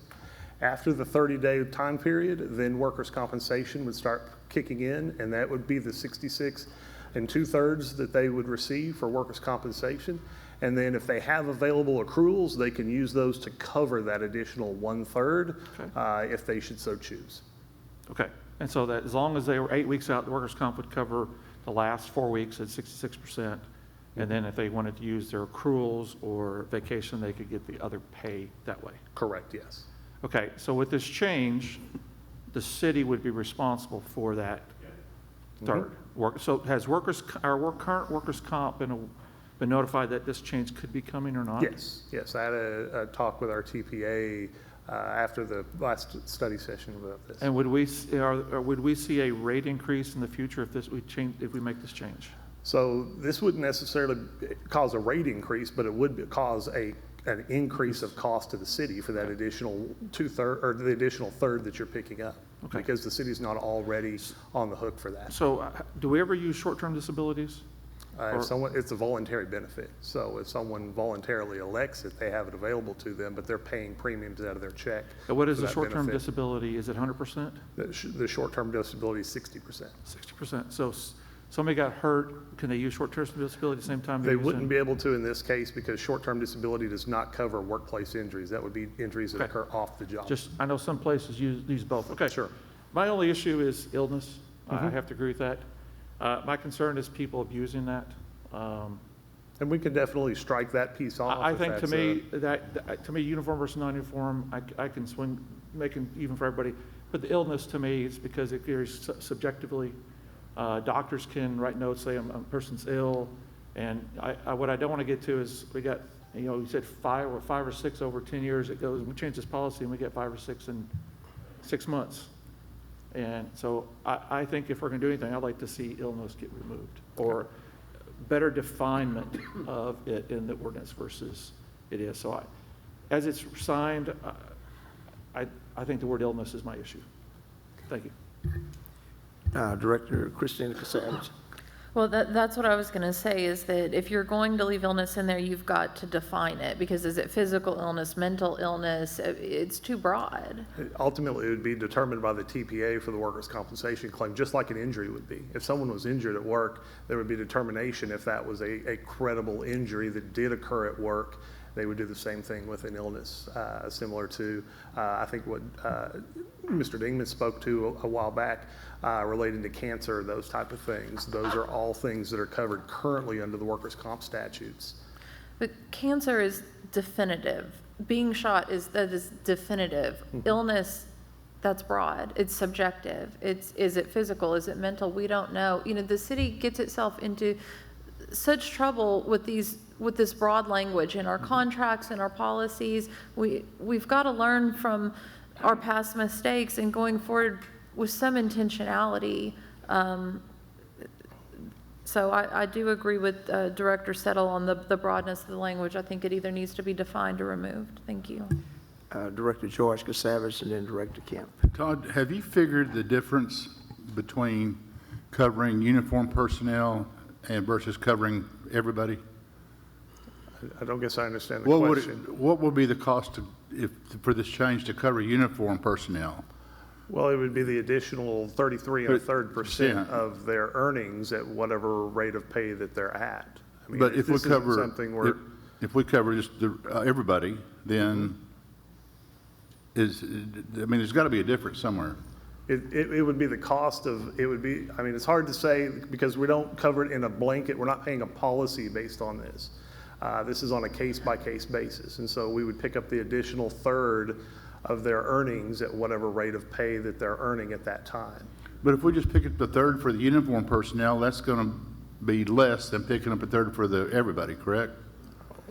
Well, I mean, that would be based on whether or not they got injured, but yes. It would depend on who the employee Right. is that gets injured and how many injuries that we have.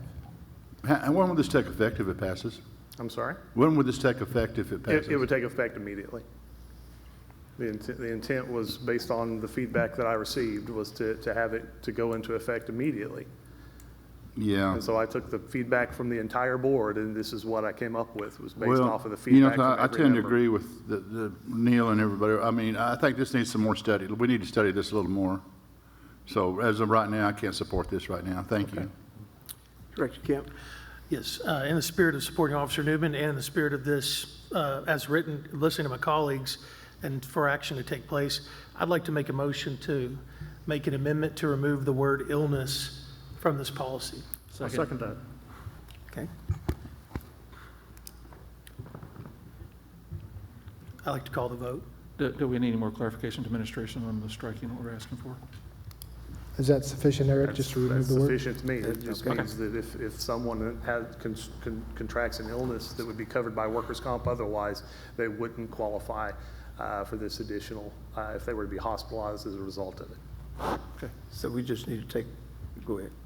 Well, I would also like to see this limited to just uniform personnel. Is there, Mayor, there is the motion in a second initially. Okay. Call it. Madam Clerk. This is on the amendment to remove the word illness. Directors Rigo, No. Good, Yes. Kemp, Yes. George Katsavas. Yes. Christina Katsavas. yes, Settle. Yes. Martin. Yes. It's approved, 6 in favor and 1 opposed. Okay, now we will vote on the motion as amended. oh, wait, I wanted to amend as well. Can we have two amendments? Sure. Yeah. Yep. Okay. Okay, I would like to make a motion to limit this to just uniform personnel at this time. I'll second that. Okay. Madam Clerk, we'll call the roll on the new amendment. Directors Good, No. Kemp, No. George Katsavas. Yes. Christina Katsavas. Yes, Settle. No. Martin. Yes. Rigo. No. The motion is defeated with 3 in favor and 4 opposed. Okay. Come on. Now, Oh, man, another 4-3. Dang. Do we even need to vote anymore? the motion is amended. Just hold up the deal, says 4-3 and be done. Right, as amended. Now we need to vote on the motion as amended. This is item 1, correct? Yeah, Okay, we're still on 1. thank you. Directors Kemp, Yes. George Katsavas. No. Christina Katsavas. no, Settle. Yes. Martin. 4-3. Rigo. Yes. Good. Yes. Motion passes 4 in favor and 3 opposed. Okay, thank you very much. This time we will go to item number 2. Item 2 is an ordinance amending the city's human resources policies relating to substance abuse and drug-free workplace. Mr. Garvin? In 2024, and again most recently in May of 2026, the Department of Justice and Drug Enforcement Administration initiated formal rulemaking proceedings to consider reclassifying marijuana from a Schedule I controlled substance to a Schedule III controlled substance under the Controlled Substances Act.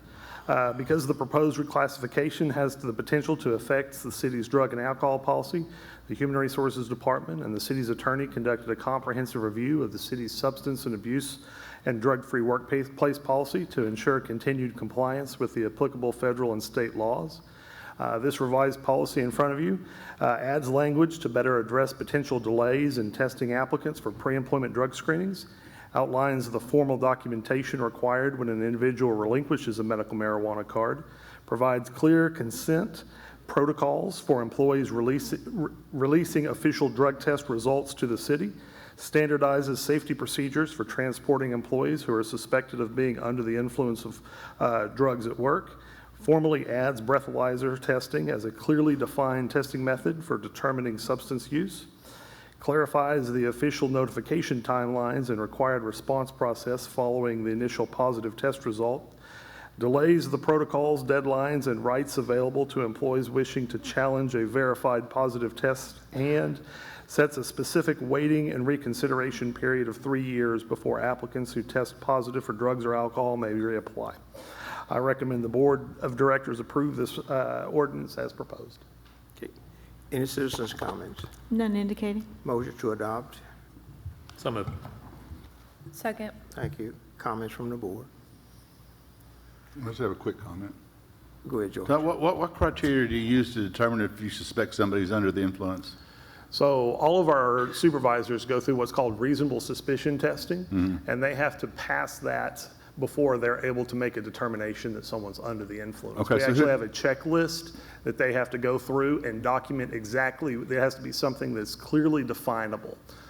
So something like red eyes, disheveled nature, stumbling, things that are clearly definable. But who ultimately gives the okay for the? It comes to the Human Resources Department. If a department suspects that, they'll reach out to the Human Resources Department and we'll have a conversation on exactly what they've witnessed, make sure that they've followed the proper procedures, and then we'll move forward with I mean, if the reasonable employee suspicion test. refuses to provide a sample? If they refuse to provide a sample, whether it's through reasonable suspicion or it's through the random drug screen policy, that's considered a positive test, and we would follow the actions as far as termination of employment in that case. Wow, thank you.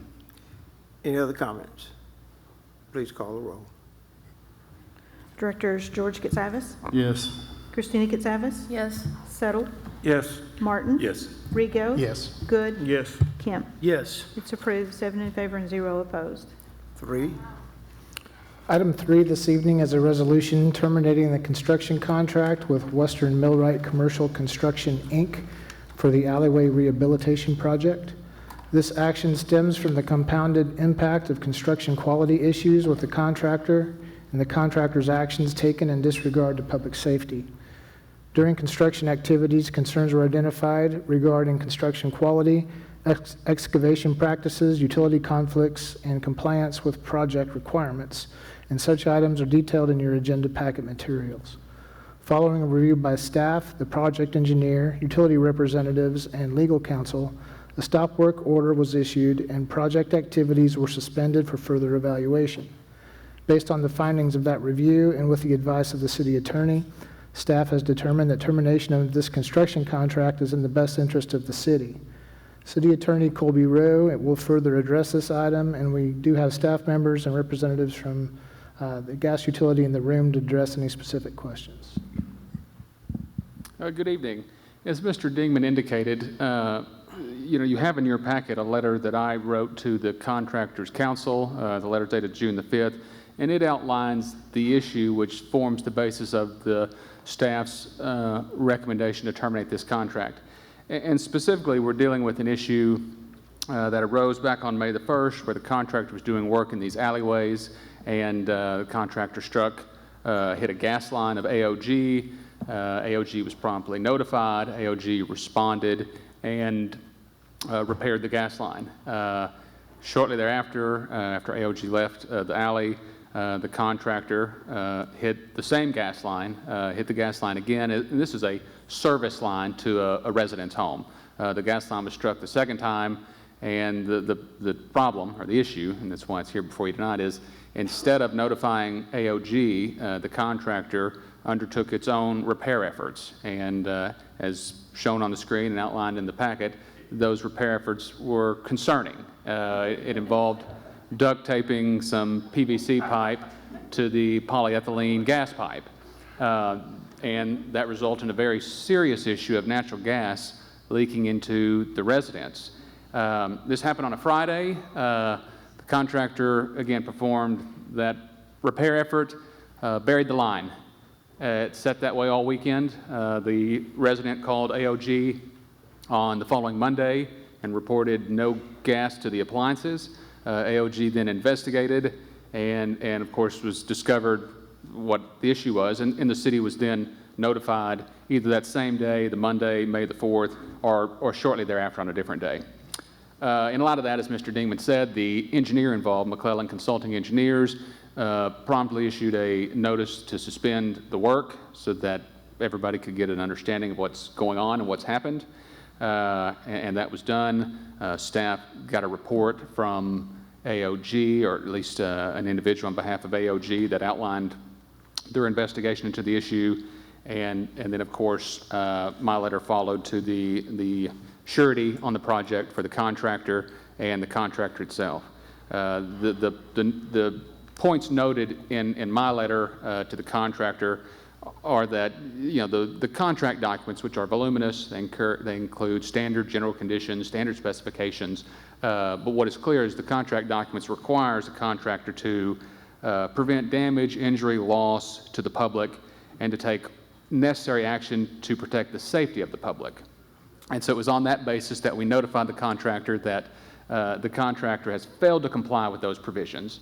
And there's a provision in the contract that says the city may terminate the services of the contractor if it substantially fails to comply with the contract requirements. And so we've given the notice to the contractor. The documents require a 7-day notice before the city can terminate.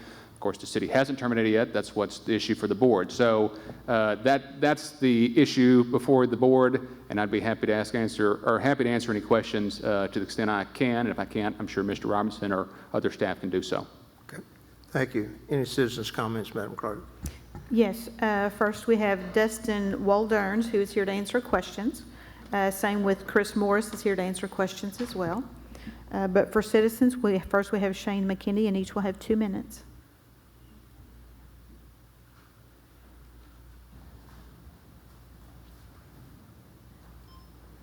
Hi again. So this directly impacts my Airbnbs. One of the alleys that's been worked on for months now is still torn up, and it also affected my neighbor who has an Airbnb. During the construction process, they were literally couldn't get, that was the egress for it. They were shut down for 45 days. He received no compensation or anything for that. He just couldn't operate. So now we're looking at having to rebid this project. I pointed out some of these project problems at the beginning. The telephone pole I talked about surrounded by concrete, and some of the just issues of clear lack of care about the work. And I think I remember having a conversation with you guys when I said if you were building a house that cost $1 million, wouldn't you go out to look at it occasionally through the process? And nobody had been out to look at it. Mr. Dingman, nobody had gone out to see the obvious signs of lack of quality when we were early on in this. I think this is another example of you guys not taking accountability, not taking transparency for something that could have been addressed at a much earlier time. I think the project is a good project. I've been supportive of the project from the beginning, but the execution of the projects over and over again in this city are a problem. This happens again and again and again. It doesn't take a lot of common sense to see, oh, they didn't even move that pole out of the way before they did this. Maybe we should ask them if they're thinking about where the utilities are.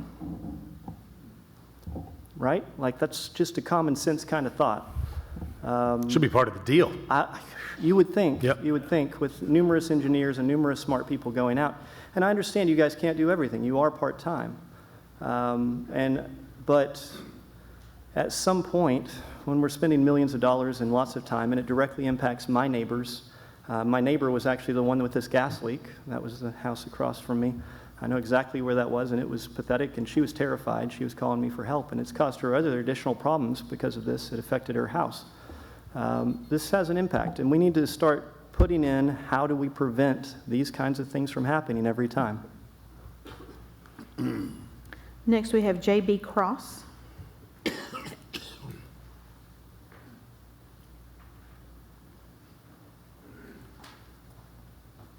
Good evening, I'm J.B. Cross. I have the honor to represent Western Millwright with this contract situation.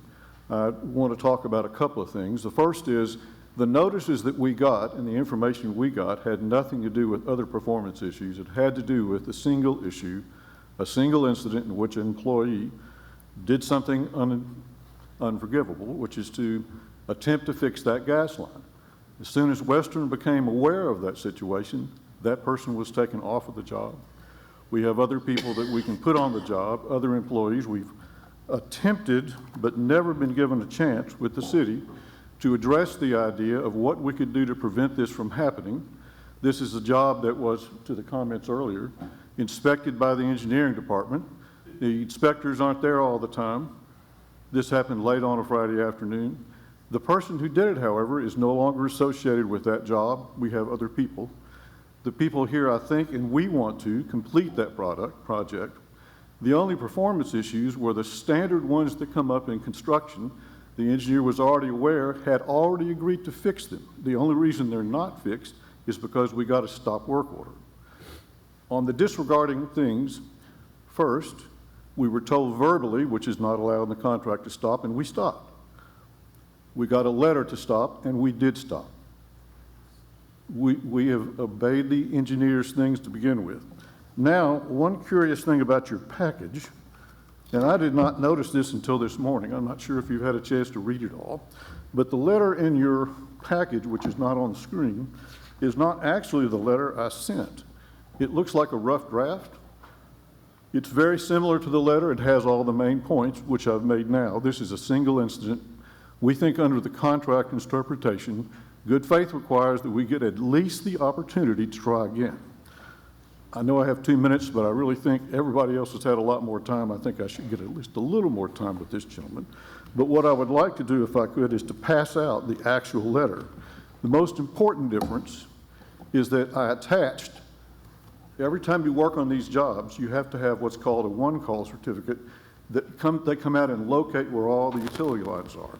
We did that on this, and that's what I attached to this letter. Could you hold for one moment, please? With concurrence from the board, I want him to continue. I don't necessarily have a problem with it. I think we kind of need to hear some of this. Okay. I know he signed to speak, but we probably asked these questions. Okay, you may continue. Thank you. Thank you. May I pass this to the board?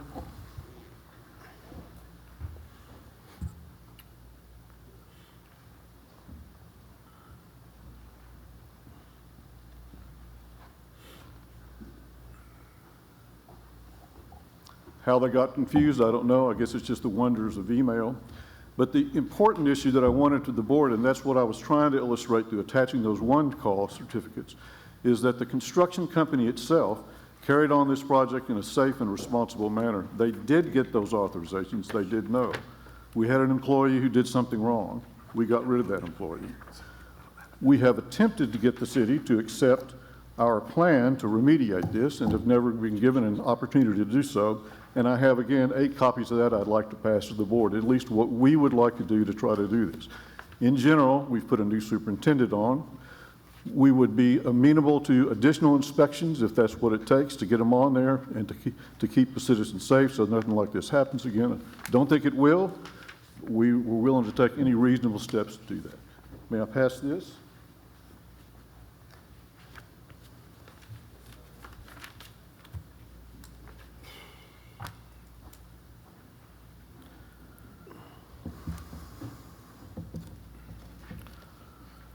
I appreciate you guys listening to me longer than my allotted time. I know you've been here for lots of issues coming up. It's kind of been interesting to listen.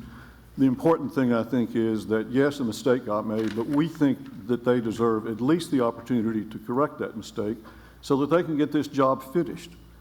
Stopping this job now, getting a new company will take months, add additional costs. The city may recover those from our surety, it may not. But right now, we're here willing and able to finish this thing as quickly as we can. Thank you very much. Thank you. And last, we have Crystal Cadelli.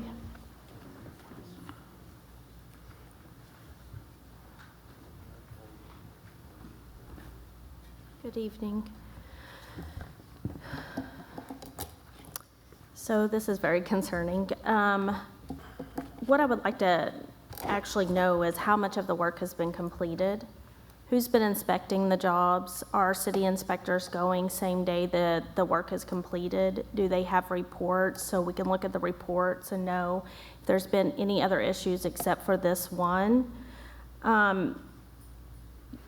If there are, then what work needs to be redone and how much is that going to cost? How much is it going to cost to get another contractor to come in and finish the work? I think there's a lot of questions that need to be answered. And, you know, I just want to lead into why I oppose any more grants for things that we don't need, because situations like this come up and the city just can't afford to take money out of the general fund or any other fund to compensate for when things go wrong. So with that being said, I would like to hear the answers to those questions. Thank you. That's all to address the board for item. Okay, thank you very much. This time we entertain a motion to adopt the ordinance. So moved. Second. Okay, this time we'll get comments from the board. I have a question. Okay, Director Christine Casavage and then Director George Casavage. I have a question for the gentleman.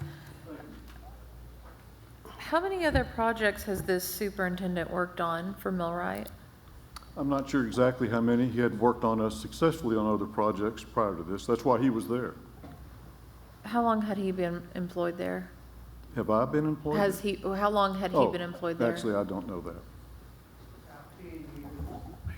Alan? 10 years. About 10 years.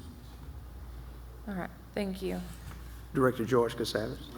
JB, Yes, sir. I went out and looked at that.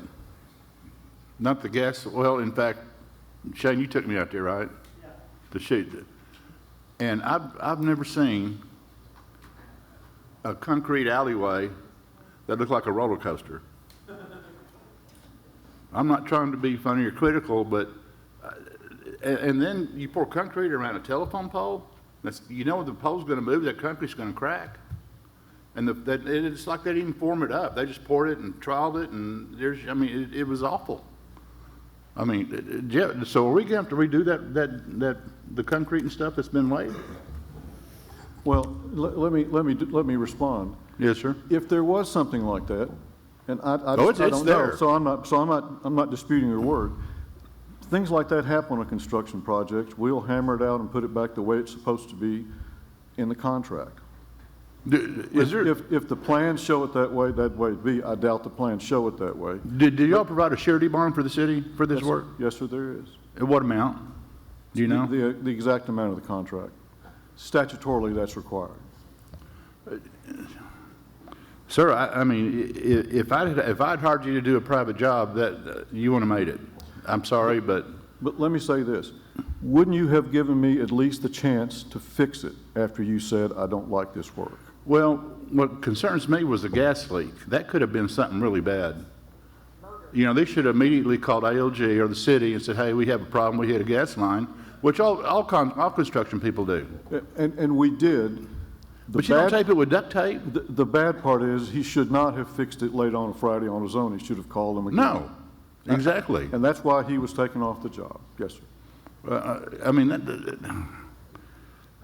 how long has this company been in business? Millwright, or whatever they call it? About 30 or 40 years. Wow. Well, okay, thank you. Thank you very much. Director Settle. Thank you, Mayor. Thank you, sir. My question's to Colby here. Thank you. Colby, we're proposing to terminate the contract. Are we proposing to call the bond? Well, right now, we had to give notice to the contractor and the surety, this 7-day notice, and so the city has made a claim. We've submitted a potential claim to the surety. So, you know, how all this plays out, you know, would be to be determined, but, you know, the contract would provide, as Mr. Cross indicated, you know, if the city had to spend more money than under this contract to finish the job, the city will pursue a claim. Now, you know, how that gets handled depends on a lot of factors, but yes. So the short answer to your question is yes, there's been a notice to the surety of a claim. Okay, so if we approve this tonight, then the surety claim would take care of the contract through the bond, and they would hire a contractor to finish the work. I'm sorry, I didn't hear you. With the surety, the bond itself would hire a contractor to finish the work. Is that correct? Well, I don't think the contract documents give the surety that option to go hire a contractor. We'd certainly, I mean, it'd behoove the surety and the city to work together to figure out how this can be completed within the contract amount of this contract. Well, I looked at the packet we got in February. The next bid was $350,000 more than this one here. And my last question is this. They changed it. Remember, it was 2.2 million. Yeah, yes, I changed that. That's right. I forgot about that. Yeah, so the original bid was 2.2 million. Thank you. It raised to 2.7 million after we questioned the circumstances around the bid. And then my last question is, are we doing anything to the engineering company that should have been on site surveying this, making sure this didn't happen? Well, I can't answer that. Jeff, are we doing anything to that? There was an original observation inspector who Yep. also has been relieved, but the construction observation engineer is working with us through this process to rectify the situation. Let me say one thing now. So, was there somebody on site from the engineering firm that saw this being fixed this way? I do not believe so. I can defer to them. I mean, I know. I don't have any knowledge of that, But you know, we pay for engineering services to be on site during the construction phase of this project. We do it on every project. Spends millions of dollars with different engineering firms. Their job is to be our voice, our advocacy out there to watch, make sure the engineering is being done correct. So my question to you and to Colby is, shouldn't we hold the engineering firm some way accountable? And I'll say that will be, that will be looked at and pursued if there's a cause there to Okay, pursue. thank you. Director Neil Martin? Yeah, I would like to talk to the McClellan Engineering, and I think there's a representative from AOG here. Is that right? Do you mind coming up as well? So can you explain, to Director Settle's point, can you explain what happened here? From a, I mean, we're hiring you guys to oversee this work, right? Mr. Morris, please introduce yourself. I'm sorry. My name is Chris Morris. I'm with McClellan Consulting Engineers, manage the Fort Smith office. To speak directly to Director Settle's question there, our contract is not full-time observation, and so we're not on site every hour that the contractor is working. We've got, it's part-time observation. We're there. You don't need to be there for every minute. There are critical times. How many hours a week? How many hours a week are you on it? I think I've got 4 hours per day, so about 20 hours a week. Okay. But you know, if something occurs late on a Friday and our inspector's not there, we rely on the contractor to notify us and let us know that an issue has occurred so that we can notify everybody else that needs to be notified. Were you made aware when it was breached the first time? We were not. Not the first time. So as far as I know, we weren't made aware of any incidences. So the first time AOG comes and repairs it, you weren't notified then, and then when it was breached again, you weren't notified then either. To my knowledge, that is correct. Okay. So, and again, we would love to have assisted on that Friday when it occurred, but if we're not notified, you know, we can't help. Okay. So, Can I talk to the guy from AOG? Can you explain a little bit about your observation of what you saw? Yes. I saw a contractor digging in an alleyway with disregard to public utilities. That's what I saw. What do you mean by that? I mean, they took a bulldozer to an alleyway and plowed it up. You can't do that. It's against the law, number one, because in the state of Arkansas and every state in the United States, you're not allowed to dig on top of a marked gas line. That's per the state and the Fed. Was the gas line marked? Yes. Okay. I have time, date, and GPS stamp pictures showing that all of it was. Okay. I guess my concern, you know, as a manager of people, you know, there are times that you have to discipline people. There's also times you have to terminate somebody. It's just too egregious to not terminate them. Mm-hmm. This was egregious. I mean, this was to try to put it back together with duct tape, and then to try to bury it. That really concerns. That brings up a lot of questions of a lot of different things. That's blatant disregard for people's safety. I agree, and that could have been life-threatening Yep. to somebody. So the gentleman in that home, it could have been, because that flimsy fix bypassed our safety device. What do you mean? Well, it allowed, we have what we call EFVs, which is an excess flow valve inside of our service lines. It's required. Since 2016, it's the law that we have to put them in there, 100%, all of them. Well, that service line has an EFV on it, and when you make a repair that's not gas tight, it does not allow that EFV to set and operate properly because you have a slow seepage of gas, so it doesn't ever fully shut off. So what it did was, when they did that repair and it was still leaking, because you saw the duct tape around it, after they figured out it was still leaking, they tried to duct tape it to stop it. That allowed a small volume of gas to slowly seep in that gentleman's home. Had it been 8 o'clock at night, goes to sleep, might not ever wake up. Or his house is all over the neighborhood. Yeah. Thank you very much. Appreciate it. Yes, sir. Director Kemp. Thank you, Mayor. This was mentioned a couple times. Is Mr. Robertson here too as well? I think he is. I think he can come. I just want to ask him a question as well.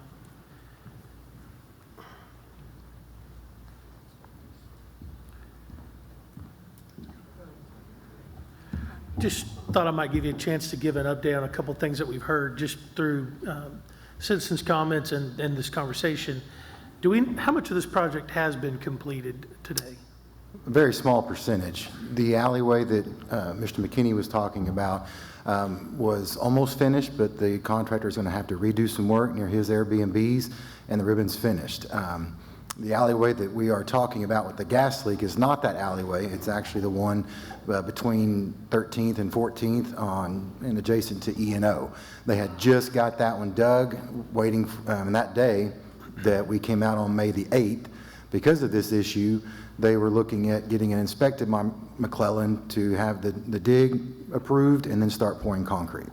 So we are at less than 25%. How many other issues has there been? There were some issues that were on the alleyway that's on Grand Avenue between basically Mr. McKinney's Airbnbs and Darby Middle School, all the way up to just past the Dollar General close to McDonald's. We surveyed that with city administration was on site with McClellan engineers and the project manager for Western Millwright, along with Todd Mickey's engineers to address some issues. Matt Meeker was there, basically took the tour, and we indicated what was needed to be changed and then redone. And Western Millwright agreed to all of it and agreed to redoing the portion of the alleyway that needed to be done on their own dime. Okay, and did that work get completed? No, it did not, because it happened on April 24th. They were already moving with their project timeline and then looking back to get, I guess, additional materials to finish the portion that they were going to redo. And could you speak to the telephone pole and the concrete being poured directly up to a telephone pole? And as far as those, I know they're being done to specification. I can go to Matt Meeker on that, or even McClellan. They'll be the better to answer that question. thank you.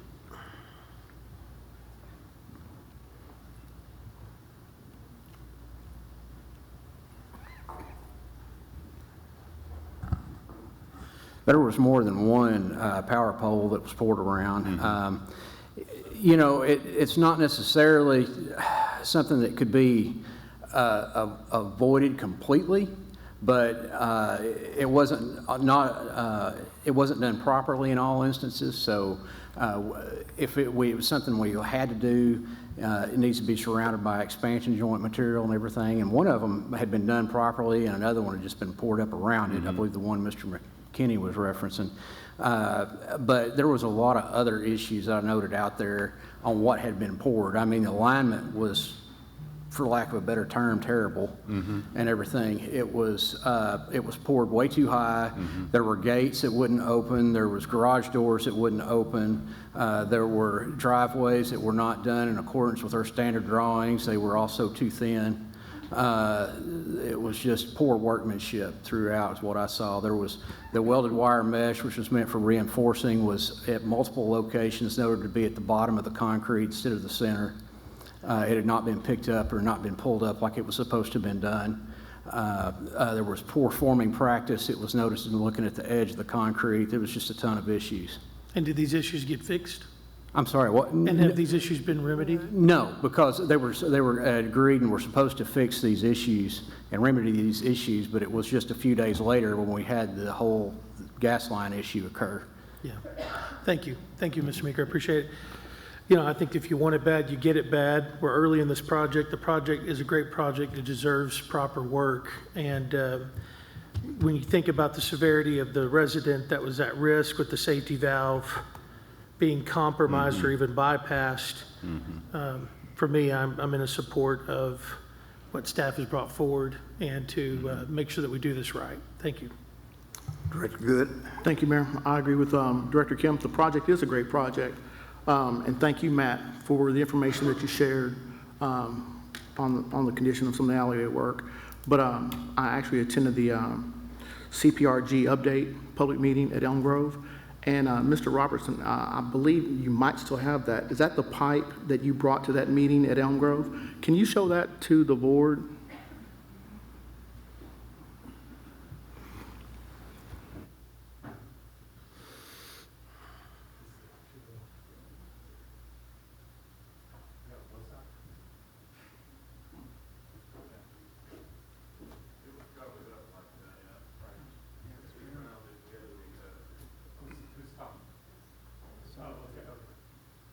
Dig it up and find it, they covered it up. I mean, it's buried in the ground. Like you couldn't, like there was material on top of it. Okay.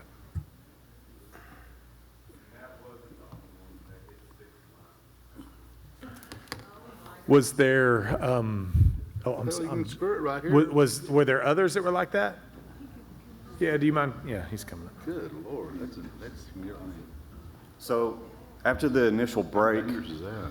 and then the self-repair, and then that was repaired, the crew notified me, so I went out there personally to address the safety issues, because when they brought that, they showed me the piece of pipe, and we can't tolerate that. So I went out and had a conversation with the crew, and I asked them bluntly, I said, is there any, I had this piece of pipe with me, I said, is there anything else out here like this? I need to know right now. And he said, let me talk to my guys, and I'll get back to you. I said, okay. So he came back to me and said, there isn't anything like this, but we need to talk. And I said, okay, let's take a walk. So we walked down the alleyway, and he started pointing out, that's broke, that service line's broke, that's broke, we smell gas right there. So we found 4 more that day that had been damaged. And whenever I found that is when I notified the city and I stopped work. Thank you. I've heard enough, board. I'm ready to vote on this. Any other comments from the board? Tonight is the first night of any mention other than the one gas line. This is actually the first opportunity the contractor has had at all to respond to these things. Again, the performance issues. Sir, could you come to the Come to the microphone? I'm sorry. I figured I was lucky if you didn't, throw me out. This is the first opportunity we've had to address any of these issues I have a report from them about this issue that mentions nothing about 6 other lines. And the other issues we're talking about, the telephone pole, they may be in the daily reports, but as they said, we had a walkthrough. We'd already agreed to fix those. We can't fix them because we've had a stop work order. Thank you. Any other comments? Madam Clerk, call the roll. Directors Christina Katsavas, Yes. Settle, Yes. Martin, Yes. Rigo, Yes. Good, Yes. Kemp, Yes. George Katsavas. Yes. It's approved, 7 in favor and 0 opposed. It's time we go to item 4. Item 4 has been revised from the version included in your agenda packet. This is a resolution authorizing amendment number 1 to the agreement with Garver LLC in the amount of $69,772 for engineering services related to the 2020 SSA Remedial Measures Project number 25-09-81. Director of Engineering Todd Mitke will address this item. Thank you, Mr. Dingman. This is a consent decree project consisting of the design and remediation of replacement of approximately 10,600 linear feet of sanitary sewer pipe and 3 manholes. During the design, it was identified that an additional 1,800 linear feet was undersized in the project that we found during the design, the previous parts of the design. So out of a matter of expediency and to save money in construction, we elected to propose this amendment to the design contract with Garver, and this is separate from the Mazard sewer treatment plant. This is completely separate, for $69,772 to design an additional 1,800 linear feet so that we don't have to come back in another consent decree project in 5 years and do it and rip it up again. Thank you. Any citizens' comments, Madam Clerk? None indicating. Motion to adopt the resolution as Second. revised? Second. Okay, Second thank as you. revised. Comments from the board? Please call the roll. Director Settle, Yes. Martin, Yes. Rigo, Yes. Good, Yes. Kemp, Yes. George Katsavas. Yes. Christina Katsavas. Yes. It's approved, 7 in favor and 0 opposed. Number 5 is consent agenda. Mr. Dingman? Thank you. There are 10 items on tonight's consent agenda.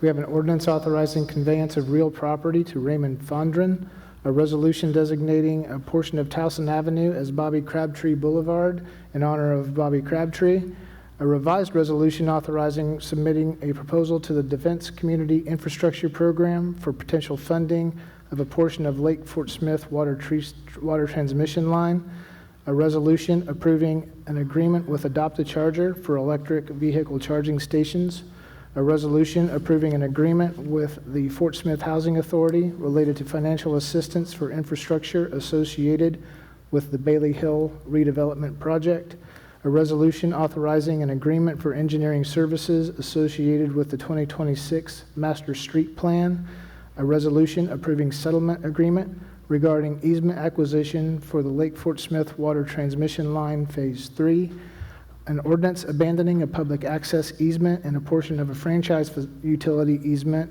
on lots 3 through 8 and 10A of the Professional Plaza East in Fort Smith, an ordinance declaring an exceptional situation and waiving the requirements of competitive bidding for purchase of a Wheelo submersible pump and motor for the Peace Street wastewater treatment plant, a resolution accepting change order number 1 with Steve Beam Construction related to the construction of the Creekmore Park tennis court improvements. Okay, thank you. Any items, Madam Clerk, are there any citizens' comments? We do have several for multiple items on the consent agenda. Okay. We will start first with item 5A. We have Ray Fondren here to answer questions. And then first speaking is Gary Podgorski. 5A. 5A. Yeah.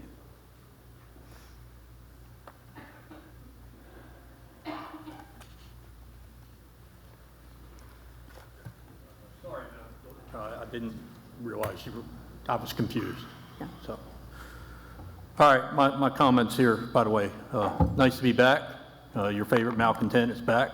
So,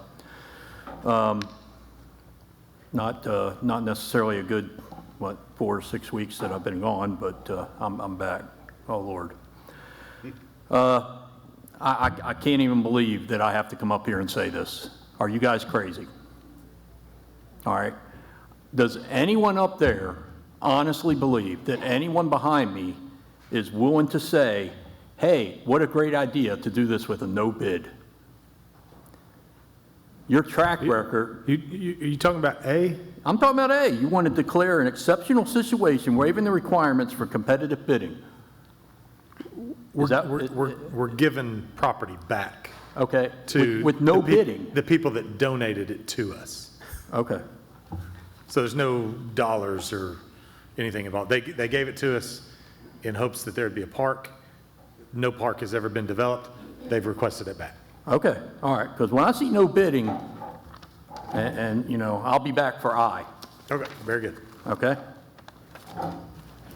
And then last for 5A is Shane McKinney.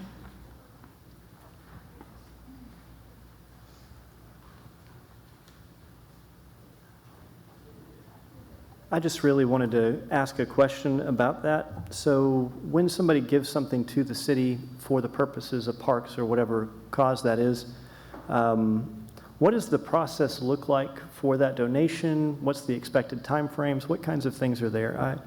I really just don't know. So could you fill me in? I would say to that it's been all manner of treatments over the number of years, and we haven't really had that occur in a recent history. And so I think, you know, as it stands, if a new situation were to arise and that were to happen, we would make the documentation of all elements and expectations clear in the paperwork that approved and accepted the conveyance. It wasn't always necessarily done, and so sometimes when we look back at the history of the documents that were in place at the time, sometimes we find the things we're looking for, sometimes we don't. And I'd say that the process would be better prescribed and documented currently than it maybe had been done in the past. So I've seen a park in Van Buren before that seemed like it was used for financial gain within a donation structure, and it just didn't. I don't think that's what's happening. But what I was curious was what kind of safeguards we have into place to make sure that this isn't something that could be used for financial benefit or give something to the city for a while, don't have to pay taxes, knowing you're going to get it back. I just wondered what kind of oversight is there for those things. I think at this point, you know, related to this particular situation, it's up to the manner of the members of this board to then determine, you know, what were the intentions, what is a situation the city has involved with this property, what are our obligations if we continue to own it, what are our expectations of ever developing it. And how long has the property been owned by the city?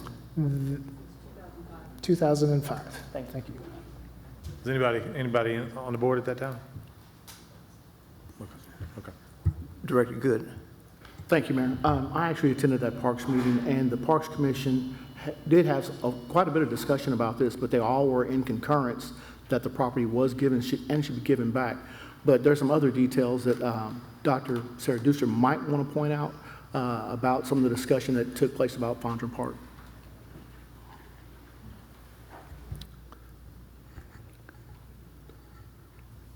Sarah Duster is Director of Parks and Recreation. Yes, so one of those points that was made during Park Commission is, yes, we were given the property with the intent to develop it into a park, and as Jeff said, sometimes those details don't make it into the deeds, and in this case it did not. And what I said to the Park Commission, you know, kind of where we are now, it is currently serving no public benefit to our city. It's not, it's just pretty much a piece of land that we're maintaining. You know, the Fondren family has reached out, and if we can give this donation back to them and they can have it benefit the city, then I think that's a win-win. What that looks like, I don't know, but what I do know is we have no purpose for it. So it will continue to sit there, or we can give it back and maybe they can benefit the community, and the Park Commission was in favor of that. Thank you. Okay. Madam Clerk? For item 5B, oh, well, they put the date, but they did not put the name. Did someone sign in for 5B that did not fill out a name? Joey McCutcheon? Joey. You didn't follow the rules, Joey? I was trying to trick you. I can't believe that. I cannot believe that. Well, I just want to thank y'all for, and particularly you, Neil, for bringing and honoring Bobby Crabtree, because he huh? Yes, Bobby's back on the back row. Yeah, hey, could you, hey, Bobby, you come up here? Come up here, Bobby. Yeah.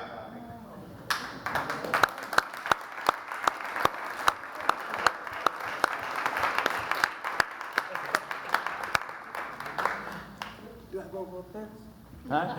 Just right here, I think. Bobby, Yeah. I'll give you $100 to take one swing at it. Hey, if you're offering that up, I think they might have a lot of takers. I have a lot of takers. Well, I tell you, he's still as stout as he was back in the day. You know, when I was growing up, I always, in my dad's pharmacy, I always saw this guy training, and my dad always talked about Bobby, and still today he works out every day. And you know, I would ask that the board amend the resolution to give him his due a little bit more. You know, he was the 1995 WBF Cruiserweight Champion of the World. I mean, yeah, he had 93 professional fights. Bobby, he didn't go through the amateur ranks like most fighters do. He went straight to the professional ranks. And his agent, come on up. Can Sammy come up? Sammy's this. Sure. Sammy, I guess you could say is the manager. Go ahead, Sammy. Thank y'all for tolerating me again. I want to tell you how he became Cruiserweight Champion of the World in 1995. In November, late November of 1994, Bobby Crabtree was training for the match on February 10, 1995 against Kenny King, who had 30 fights, no defeats. He was Cruiserweight Champion of the World. Bobby was training Don King. Do you know who Don King is, the fight promoter? He called Bobby, said, Crabtree, I got you a match in 10 days in Mexico. Mike Tyson was still in prison. King Ipetan was his replacement with a record of 14 wins, no losses. A heavyweight matchup. In 10 days, Bobby gained the weight to qualify, heavy, flew to Mexico, and in December, I know it. went in the ring, 26 seconds, y'all. This is Mike Tyson's replacement, Don King's heavyweight hopeful, King Ipetan. 26 seconds, Bobby knocked King Ipetan down, knocked him out, and Ipetan broke his ankle on the way to the canvas. Never regained his boxing stature. And I tell you another thing, Don King had made several offers to Bobby Crabtree to leave Fort Smith, become one of his fighters. Bobby kept saying, no, this is my home. I'm staying here.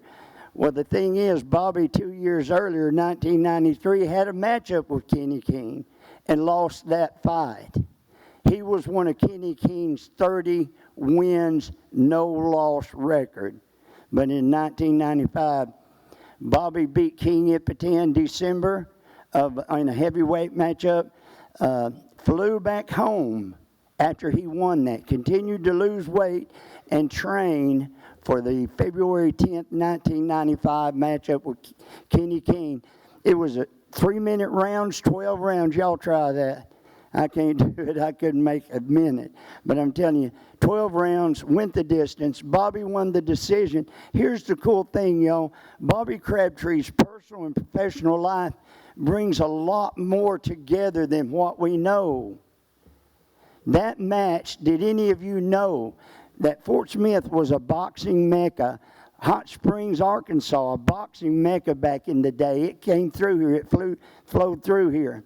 That matchup was right here at the convention center. Bobby Crabtree become Cruiserweight Champion, the WBF Cruiserweight Champion of the World, right here at the Fort Smith Convention Center. Also, they were filming the Tuskegee Airmen at the time here local. Lawrence Fishburne, Cuba Gooding Jr. attended that matchup. It's on film. You can see it online. But Bobby, in 1995, became cruiserweight champion of the world. You know how he did it? In an interview that Professor Higgins and I interviewed him 12, 13, maybe 14 years ago. Professor Higgins said, Bobby, how'd you do all that? He said, I just took what I had and tried to be the best I can be. Folks, don't that speak volume? It does. That's more than true grit. Let me tell you, you know, Charles Portis, when he wrote the books, True Grit, great books. John Wayne, Jeff Bridges, the movies they did, great movies. But keep in mind, that True Grit started as fiction. And because of the community of Fort Smith, Arkansas, and the River Valley, Van Buren also is part of this. Bobby Crabtree further defines true grit. And in his personal and professional life, being loyal to his hometown, he gives true grit a true definition. And so, Bobby has been adopted coast to coast as America's true grit fighter. And, you know, he deserves to have his own boulevard. Okay. Thank you. Thank you. Thank you very much. Thank you so much. I just wanted to say one more thing. Bobby, you know, Bobby went through 93 fights and he sacrificed, and Bobby has a neurological condition, but in true grit spirit, it hasn't slowed him down. He works out every day of his life, and I think that's what the values of Fort Smith are, and Bobby's a fine representative of those values, and thank you. Thanks for being here, Bobby. Good to see you.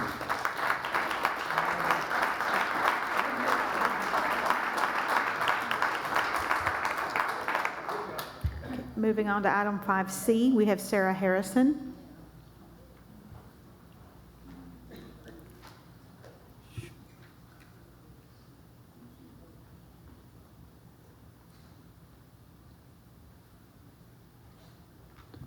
Good evening again. For the last 6 months, I have met with people around Fort Smith discussing infrastructure and encouraging our city administration to pursue every possible outside funding opportunity before asking residents to carry more financial burden.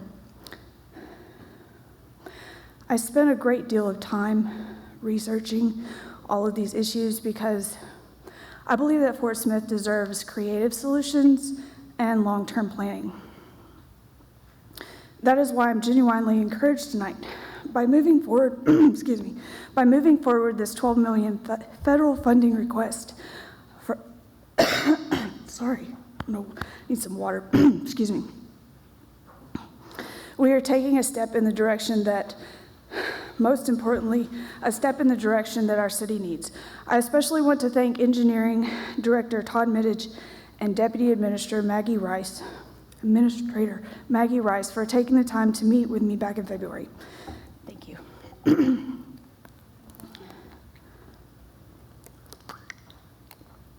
We may not agree on everything, and we may approach challenges from different perspectives, but I appreciate their willingness to sit down, have a conversation, and listen to residents. That is how progress happens. When I talk about infrastructure, I'm not only talking about pipes. I am talking about our economy, our quality of life, and our long-term resilience. Fort Smith is proud to be home of the 188th Wing and the 85th Fighter Group. Strong infrastructure helps ensure our community remains prepared to support missions that matter not only locally, but to our nation's security as well. I'm grateful to see our city moving in this direction, and I look forward to continuing these conversations and working alongside anyone who wants to build a stronger Fort Smith. We definitely have our work cut out for us. Thank you.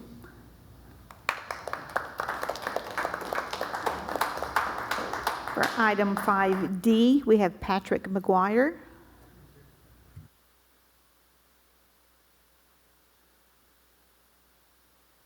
I'm sorry. Oh, okay. So Ms. Harris just spoke to speaking with staff and how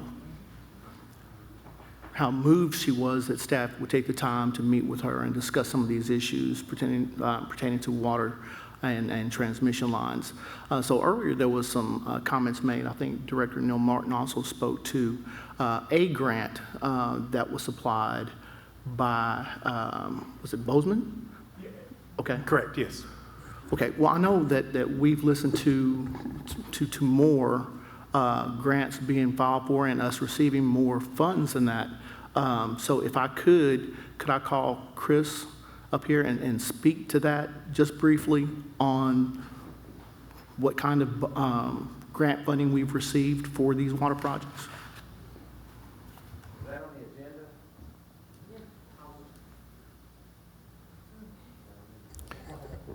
Yes.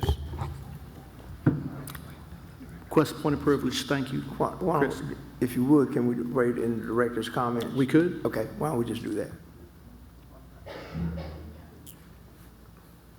Go ahead, Mr. McGuire. Thank you. In December of 2024, the subject of EV chargers came up at that point in time. I addressed the board on the topic at that time, and I laid out a strong case against EV chargers. I laid out several facts to explain why this would be a total folly to go ahead and pursue this. In spite of my well-laid case about why it would be a mistake, the board went ahead and approved the matter anyway. As a result, I contacted Lee Zeldin, the head of the EPA, explained the situation to him, and asked that he withhold the funding for that project. Today we are back here again, and as per the email from Joshua Robertson, the Francis Energy Company, who is the company that was originally selected for this EV project, they have, and I quote, informed the city that it would not be able to move forward with the project due to changing market conditions, federal program uncertainties, and capital constraints. My case originally was on the fact that the EV market is dead or in its death throes. Here we are 18 months later, it's even further into its death throes. There is no EV market. It's fiction, effectively.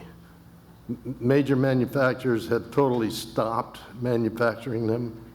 Others have indicated that they intend to. So the board would be wise to vote this down. But in the end, really doesn't make much difference. I'm sure that Mr. Zeldin will be equally as enthusiastic about this project this time. Thank you.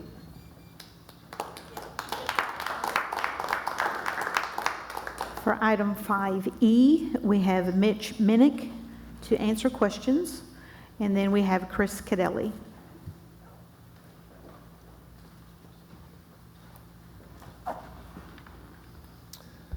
Yeah, I would just like to voice my opposition to this funding. It's my understanding this is going to come from the Bridges, Streets, and Drainage Fund. You know, that fund's already had dollars reallocated back in 2025. And anyone that lives here in Fort Smith for any time understands anytime we have even a moderate rain event, we have flooding all over the town. I mean, it's, you know, social media becomes flooded with video, pictures, concerns over residents having to deal with stormwater, flooding issues. So I just, you know, I don't understand why we would take $1 million from that fund to fund a, you know, what I'm assuming is a private development. I don't think other developers get that kind of taxpayer funding for roads and curbing and the such. So anyway, I just would like to voice my opposition. Thank you. Next, we have Crystal Cadelli.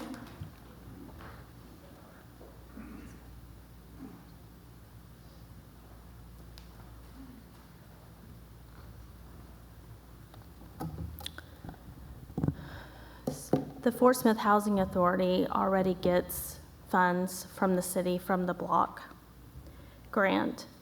And I think that this is a very bad look for the city to even entertain that we give funding to a private development for roads and curbs. I'm sure that some of our big developers like Rocky Walker, Justin Green, Roush Coleman, I believe that they would all gladly take $1 million for their developments. I also want to echo that drainage is a real problem. We're already taking away from streets, drainage, and bridges with the new tax reallocation. I don't think we can afford to keep taking. We also donated this land in 2012 to the Fort Smith Housing Authority and approved $500,000 to them back then. So it just seems crazy to me that we would entertain this. I also, if we do have the $1 million, it should go back to the police department. As Mr. Fite was saying, we have plenty of ways to spend it to solve cases, or it should go to a pumper truck for Station 11 and bring our 9 firefighters back. I just don't think that we need to get out of the private business. The city needs to get out of private business and let developers and private business owners run their business, and we need to run the government. Thank you. For 5F, we have Andy Postrick.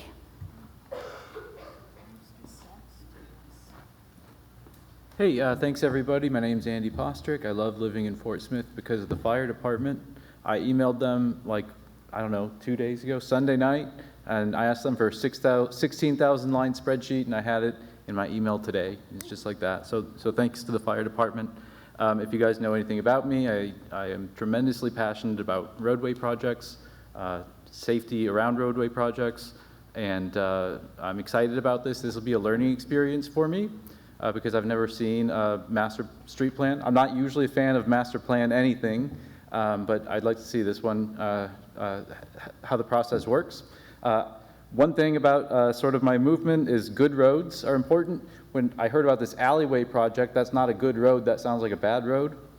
So I would ask that in order to make sure we have somebody looking at this project and making sure that everything's going okay, that the city commit to putting somebody from the city planning department on the technical advisory committee, and if you could commit to that tonight.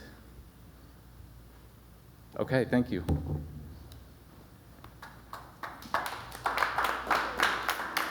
And then for 5F, we also have Christian, is it Lentz? And then Alan Deaver to answer any questions. For 5H, we have Larry Yancey to answer questions. For 5I, we have Gary Podgorski.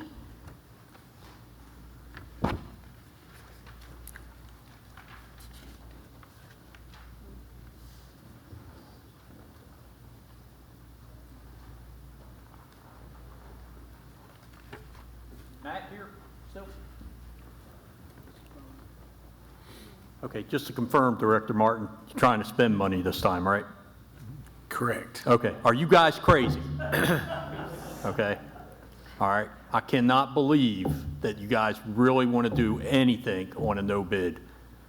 And I read the paragraph again, and I looked up Wilo pumps and all that good stuff, and obviously I'm not going to get the commercial thing that you're looking for $100,000. I'm looking at $800 or Amazon or whatever.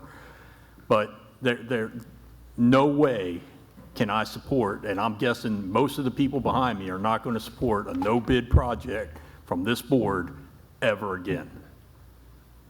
Thank you.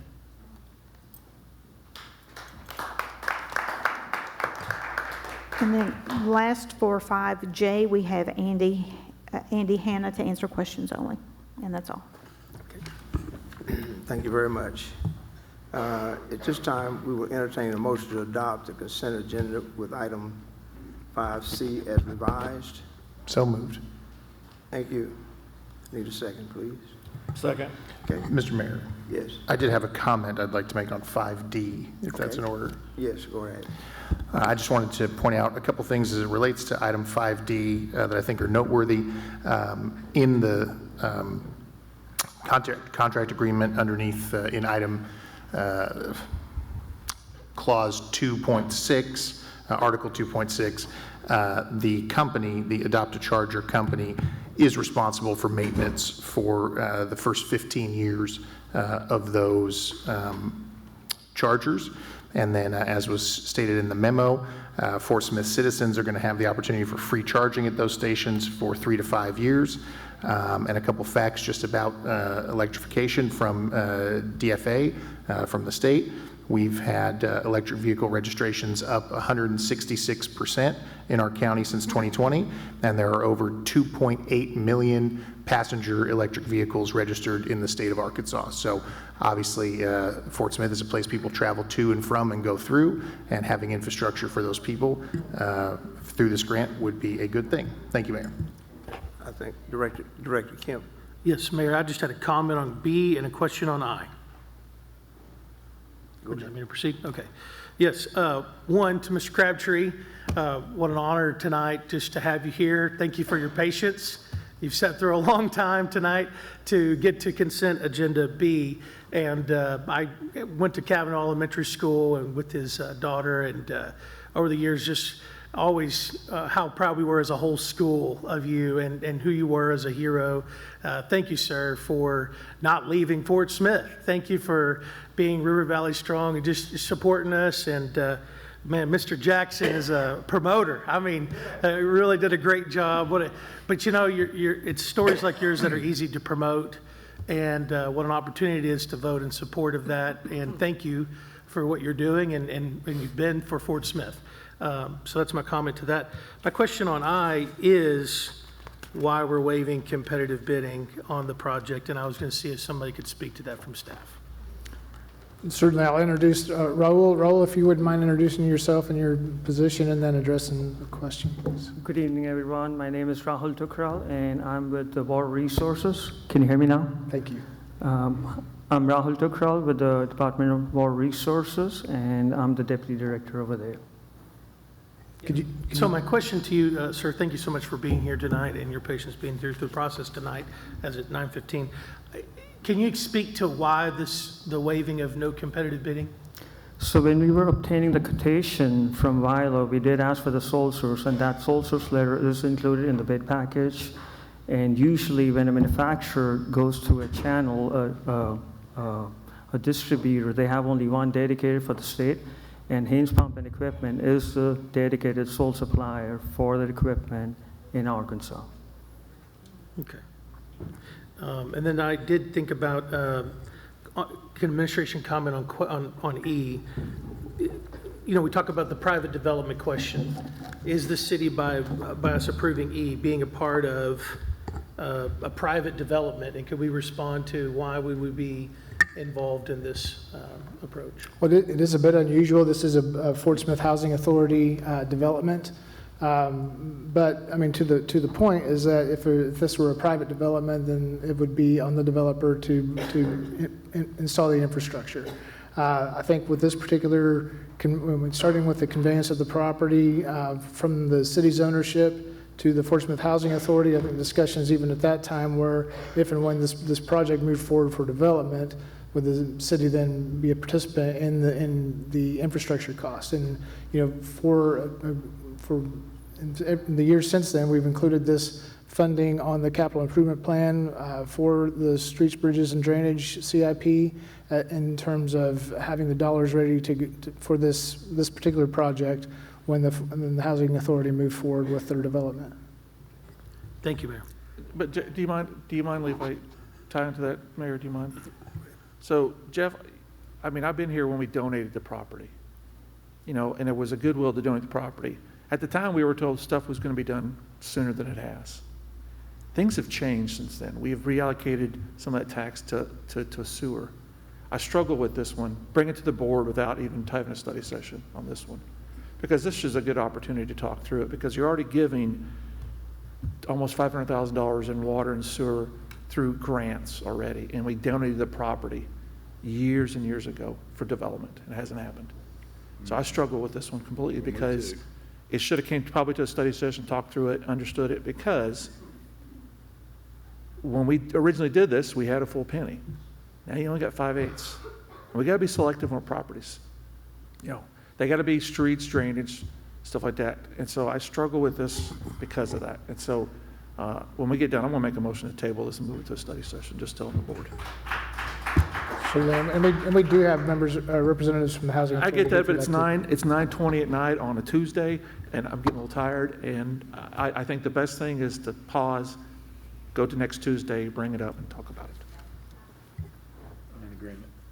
I agree with that. I do have a question on D, if we get some time on that. Director Neil Martin? Question on C, is this grant, this $13 million grant for water, is this in coordination with the Roosevelt Group and Converge Strategies? With the Roosevelt Group, yes. Converge strategy, I mean, that project that Converge worked on is complete. We will rely on the results of that in terms of substantiating our application, if that's to identify infrastructure needs. Now, this particular the base that this project most directly benefits is Fort Chaffee itself, not necessarily Ebbing. And so the MERB grant, the resiliency grant focused that Converge worked on, focused specifically on Ebbing. This project serves directly the Fort Chaffee. So is this, did Roosevelt Group, were they involved in this at all? They are, yes. Yes. They're the ones submitting this? We're submitting it. They're working on the language with us. We've met with them today. They were in town, and we had that discussion today. Is this the one that we applied for last year and didn't get? This is a different project, a similar grant program, but we were not working with the Roosevelt Group when we applied, well, I think it was 2 years ago, and we did not receive the grant. So is Taryn in town?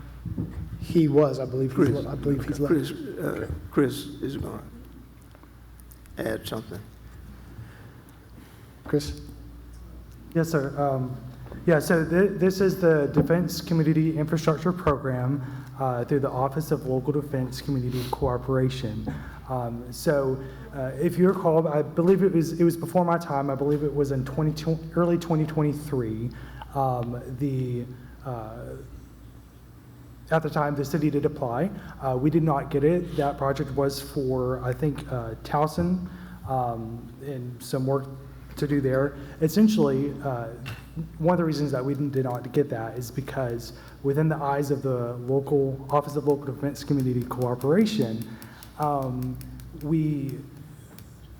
there needs to be foundational base. And so the MERS study that we went through is that foundational base. So we are able to take that and show. The study from Converge? Yes. Okay.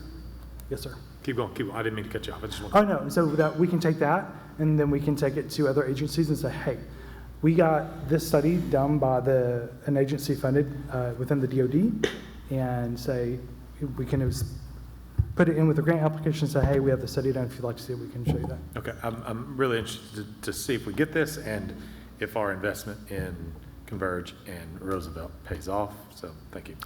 Yes, sir. And now I'd say that,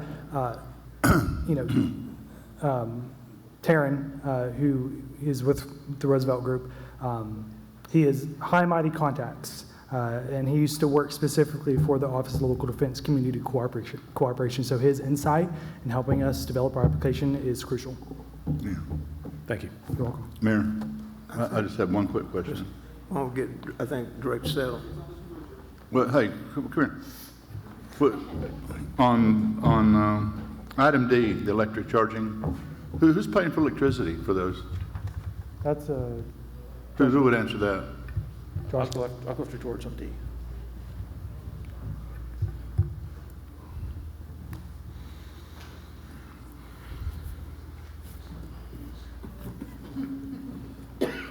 Josh, who's paying for electricity? I understand it's a grant for the charging station maintenance, all that, but somebody's got to pay for electricity.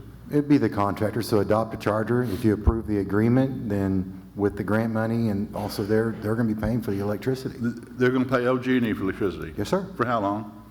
For 5 years and up to 15. That's a for sure deal. It's sure not deal. costing us anything? No, sir. Okay, thanks. Mayor, do you mind? Joshua? Thank you. So D, I struggle a little bit how we go from 14 to 20 by changing a vendor. And the vendor that was there said, hey, we don't want to do this, it's not feasible now. Another company says, hey, we're going to do this feasible. So my question is, are the chargers a universal charger? Are they only for Tesla? Are they going to be made for the Chevys? What type of charger is it going to be for? Universal. Universal. So Yes, sir. any car. Yes, sir. So since this is approval, I've seen some reports to where people are now cutting out copper out of chargers. So what happens if a charger is damaged? Are we on the hook? No, for it? sir. No, Adopter Charger has taken all the risk in maintenance and operation. They put a little bit into their budget for any kind of vandalism, but they are insured as well. Okay.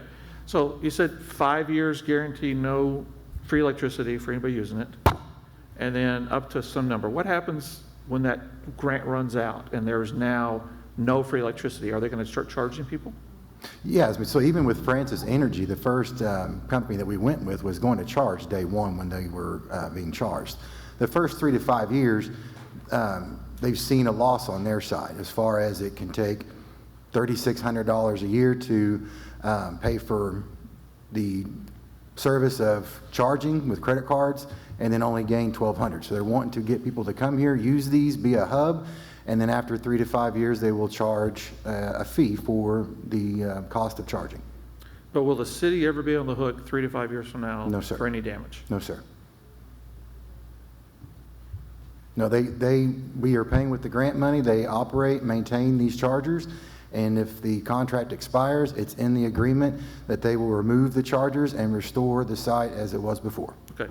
Last question I'd like to know is, do we have a map of the city of the existing chargers locations as they are today?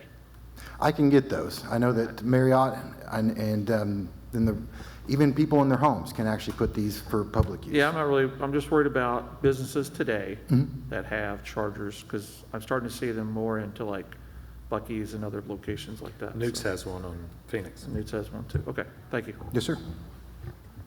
Director Kemp? Yes, Mayor, just briefly, if we could, I'd like to ask Mr. Minnick if he could come, just because I thought we went to E, then we went back to D. But on E, the comment, I think, may lean to that this beats table, but can you respond to why this has taken so long to develop? And would you like to quickly clarify anything that you think can bring great clarity to this? Certainly, thank you. Mitch Minnick with the Fort Smith Housing Authority. Thank you for the opportunity to speak real quick about this. The project originally was put together in 2013 with a donation from the city of Fort Smith of the property to the Fort Smith Housing Authority, with the intent that the Fort Smith Housing Authority would handle the demolition and site preparation, and that the city would participate as a partner with streets and drainage, and then the Housing Authority would fund the additional utility cost and water costs, utilities for the project. And it initially was put together as a rental development, and there was an unsuccessful application for funding for that, and so it did not move forward. And it was removed from the CIP, I believe, in 2015. We then looked at the project. We had an opportunity to put together funds to handle the demolition back in 2023.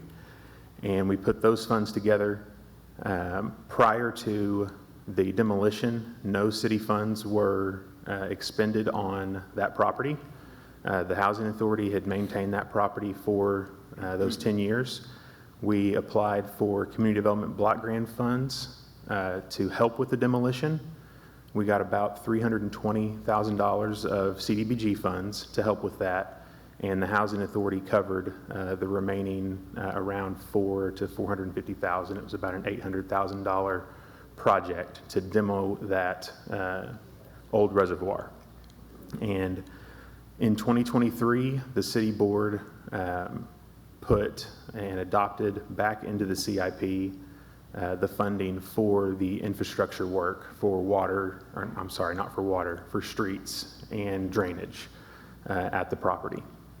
And we completed the demo project, and we were ready to go in early 2024. mid-2024. And in talking with the city's engineering department at that time, they asked us to include, to have our engineer include improvements on South S Street that were needed. And so that delayed the design of the infrastructure work, because instead of just us designing a street for the subdivision, we also had the engineer design the improvements that needed to happen on South S, as well as some sidewalk improvements along South 16th Street.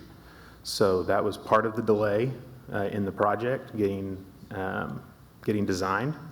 And then we also experienced some delays going through the approval process with the utilities department.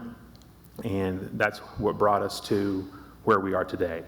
And we have, we went through a competitive bid process. We had 6 competitive bidders submit. The winning bidder was Forsgren Construction, and it came in well under the engineer's estimate. And with the city's commitment of that $1 million in street funds that was put in the CIP and approved in 24, 25, and 26, already approved, the Housing Authority will cover the remaining $754,000 of that construction contract. The agreement that's before you all today is really just the formal agreement of those funds that have been committed to this project. Forsgren is ready and prepared to start work on Monday. And so if this is pulled from this agenda item, this agenda item is pulled from the consent agenda and tabled to a future study session, that will delay the project and put, the existing contract that was competitively bid at risk. So I would ask that the board keep this in the consent agenda, approve it. If you want to pull it from the consent agenda, I would appreciate, the ability to talk about this and have it voted on tonight, because we do have the contractor ready to start work. Thank you. Are we going to pull item D or not for a study session? I make a motion to table item 5E. 5E. That's- Okay, I'll second that. To Is that all we to a need? study session, to next week's study session to discuss. Okay. Can we call the vote now so we don't spend the night here? Well, we've been here, let's finish. Madam Clerk? This is the motion to table item 5E pending a study session discussion. Yes. Directors Martin, Yes. Rigo, No. Good, No. Kemp, No. George Katsavas. Yes. Christina Katsavas. Yes. Settle. Yes. Motion passes 4 in favor and 3 All right, we opposed. finally won. Yeah, we won one. Yay. Mayor, now we got a motion second on the consent agenda items that remain? Yes. At this time, we will vote on, we need a motion to adopt the consent agenda. Motion to adopt consent agenda. Second. Okay. Any other comments from the board? Madam Clerk, call the roll. Directors Rigo, Yes. Good, Yes. Kemp, Yes. George Katsavas, Yes, but no to I. Christina Katsavas, Yes to A through H, no to I, abstain on J. Settle, Yes. Martin. Yes on all, no on D.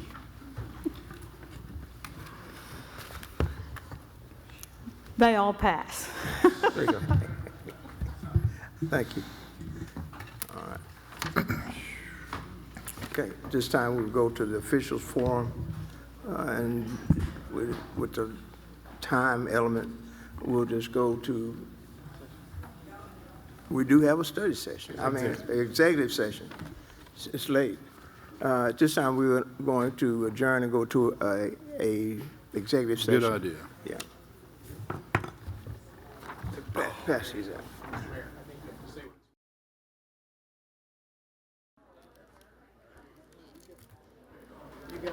This is-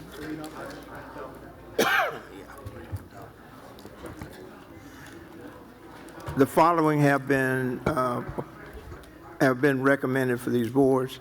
For the Airport Commission, Zach Ledford and Eric Pendergrass. For Community Development Advisory Committee, Marcus Johnson. Fort Smith Housing Authority, Alex Sanchez. Fort Smith Municipal Employee Benevolent Fund, Bonnie Byers. Future Fort Smith Committee, Bonner May. Bonner May Murphy. We got it, okay. I missed the last name. And also for the Historic District Commission, Jessica Blanzy. Okay. Need a motion to adopt those? Make a motion to adopt those. Thank you. All in favor? Aye. Aye, opposed? Okay. If there's nothing else to come before the board, motion to adjourn. Thank you.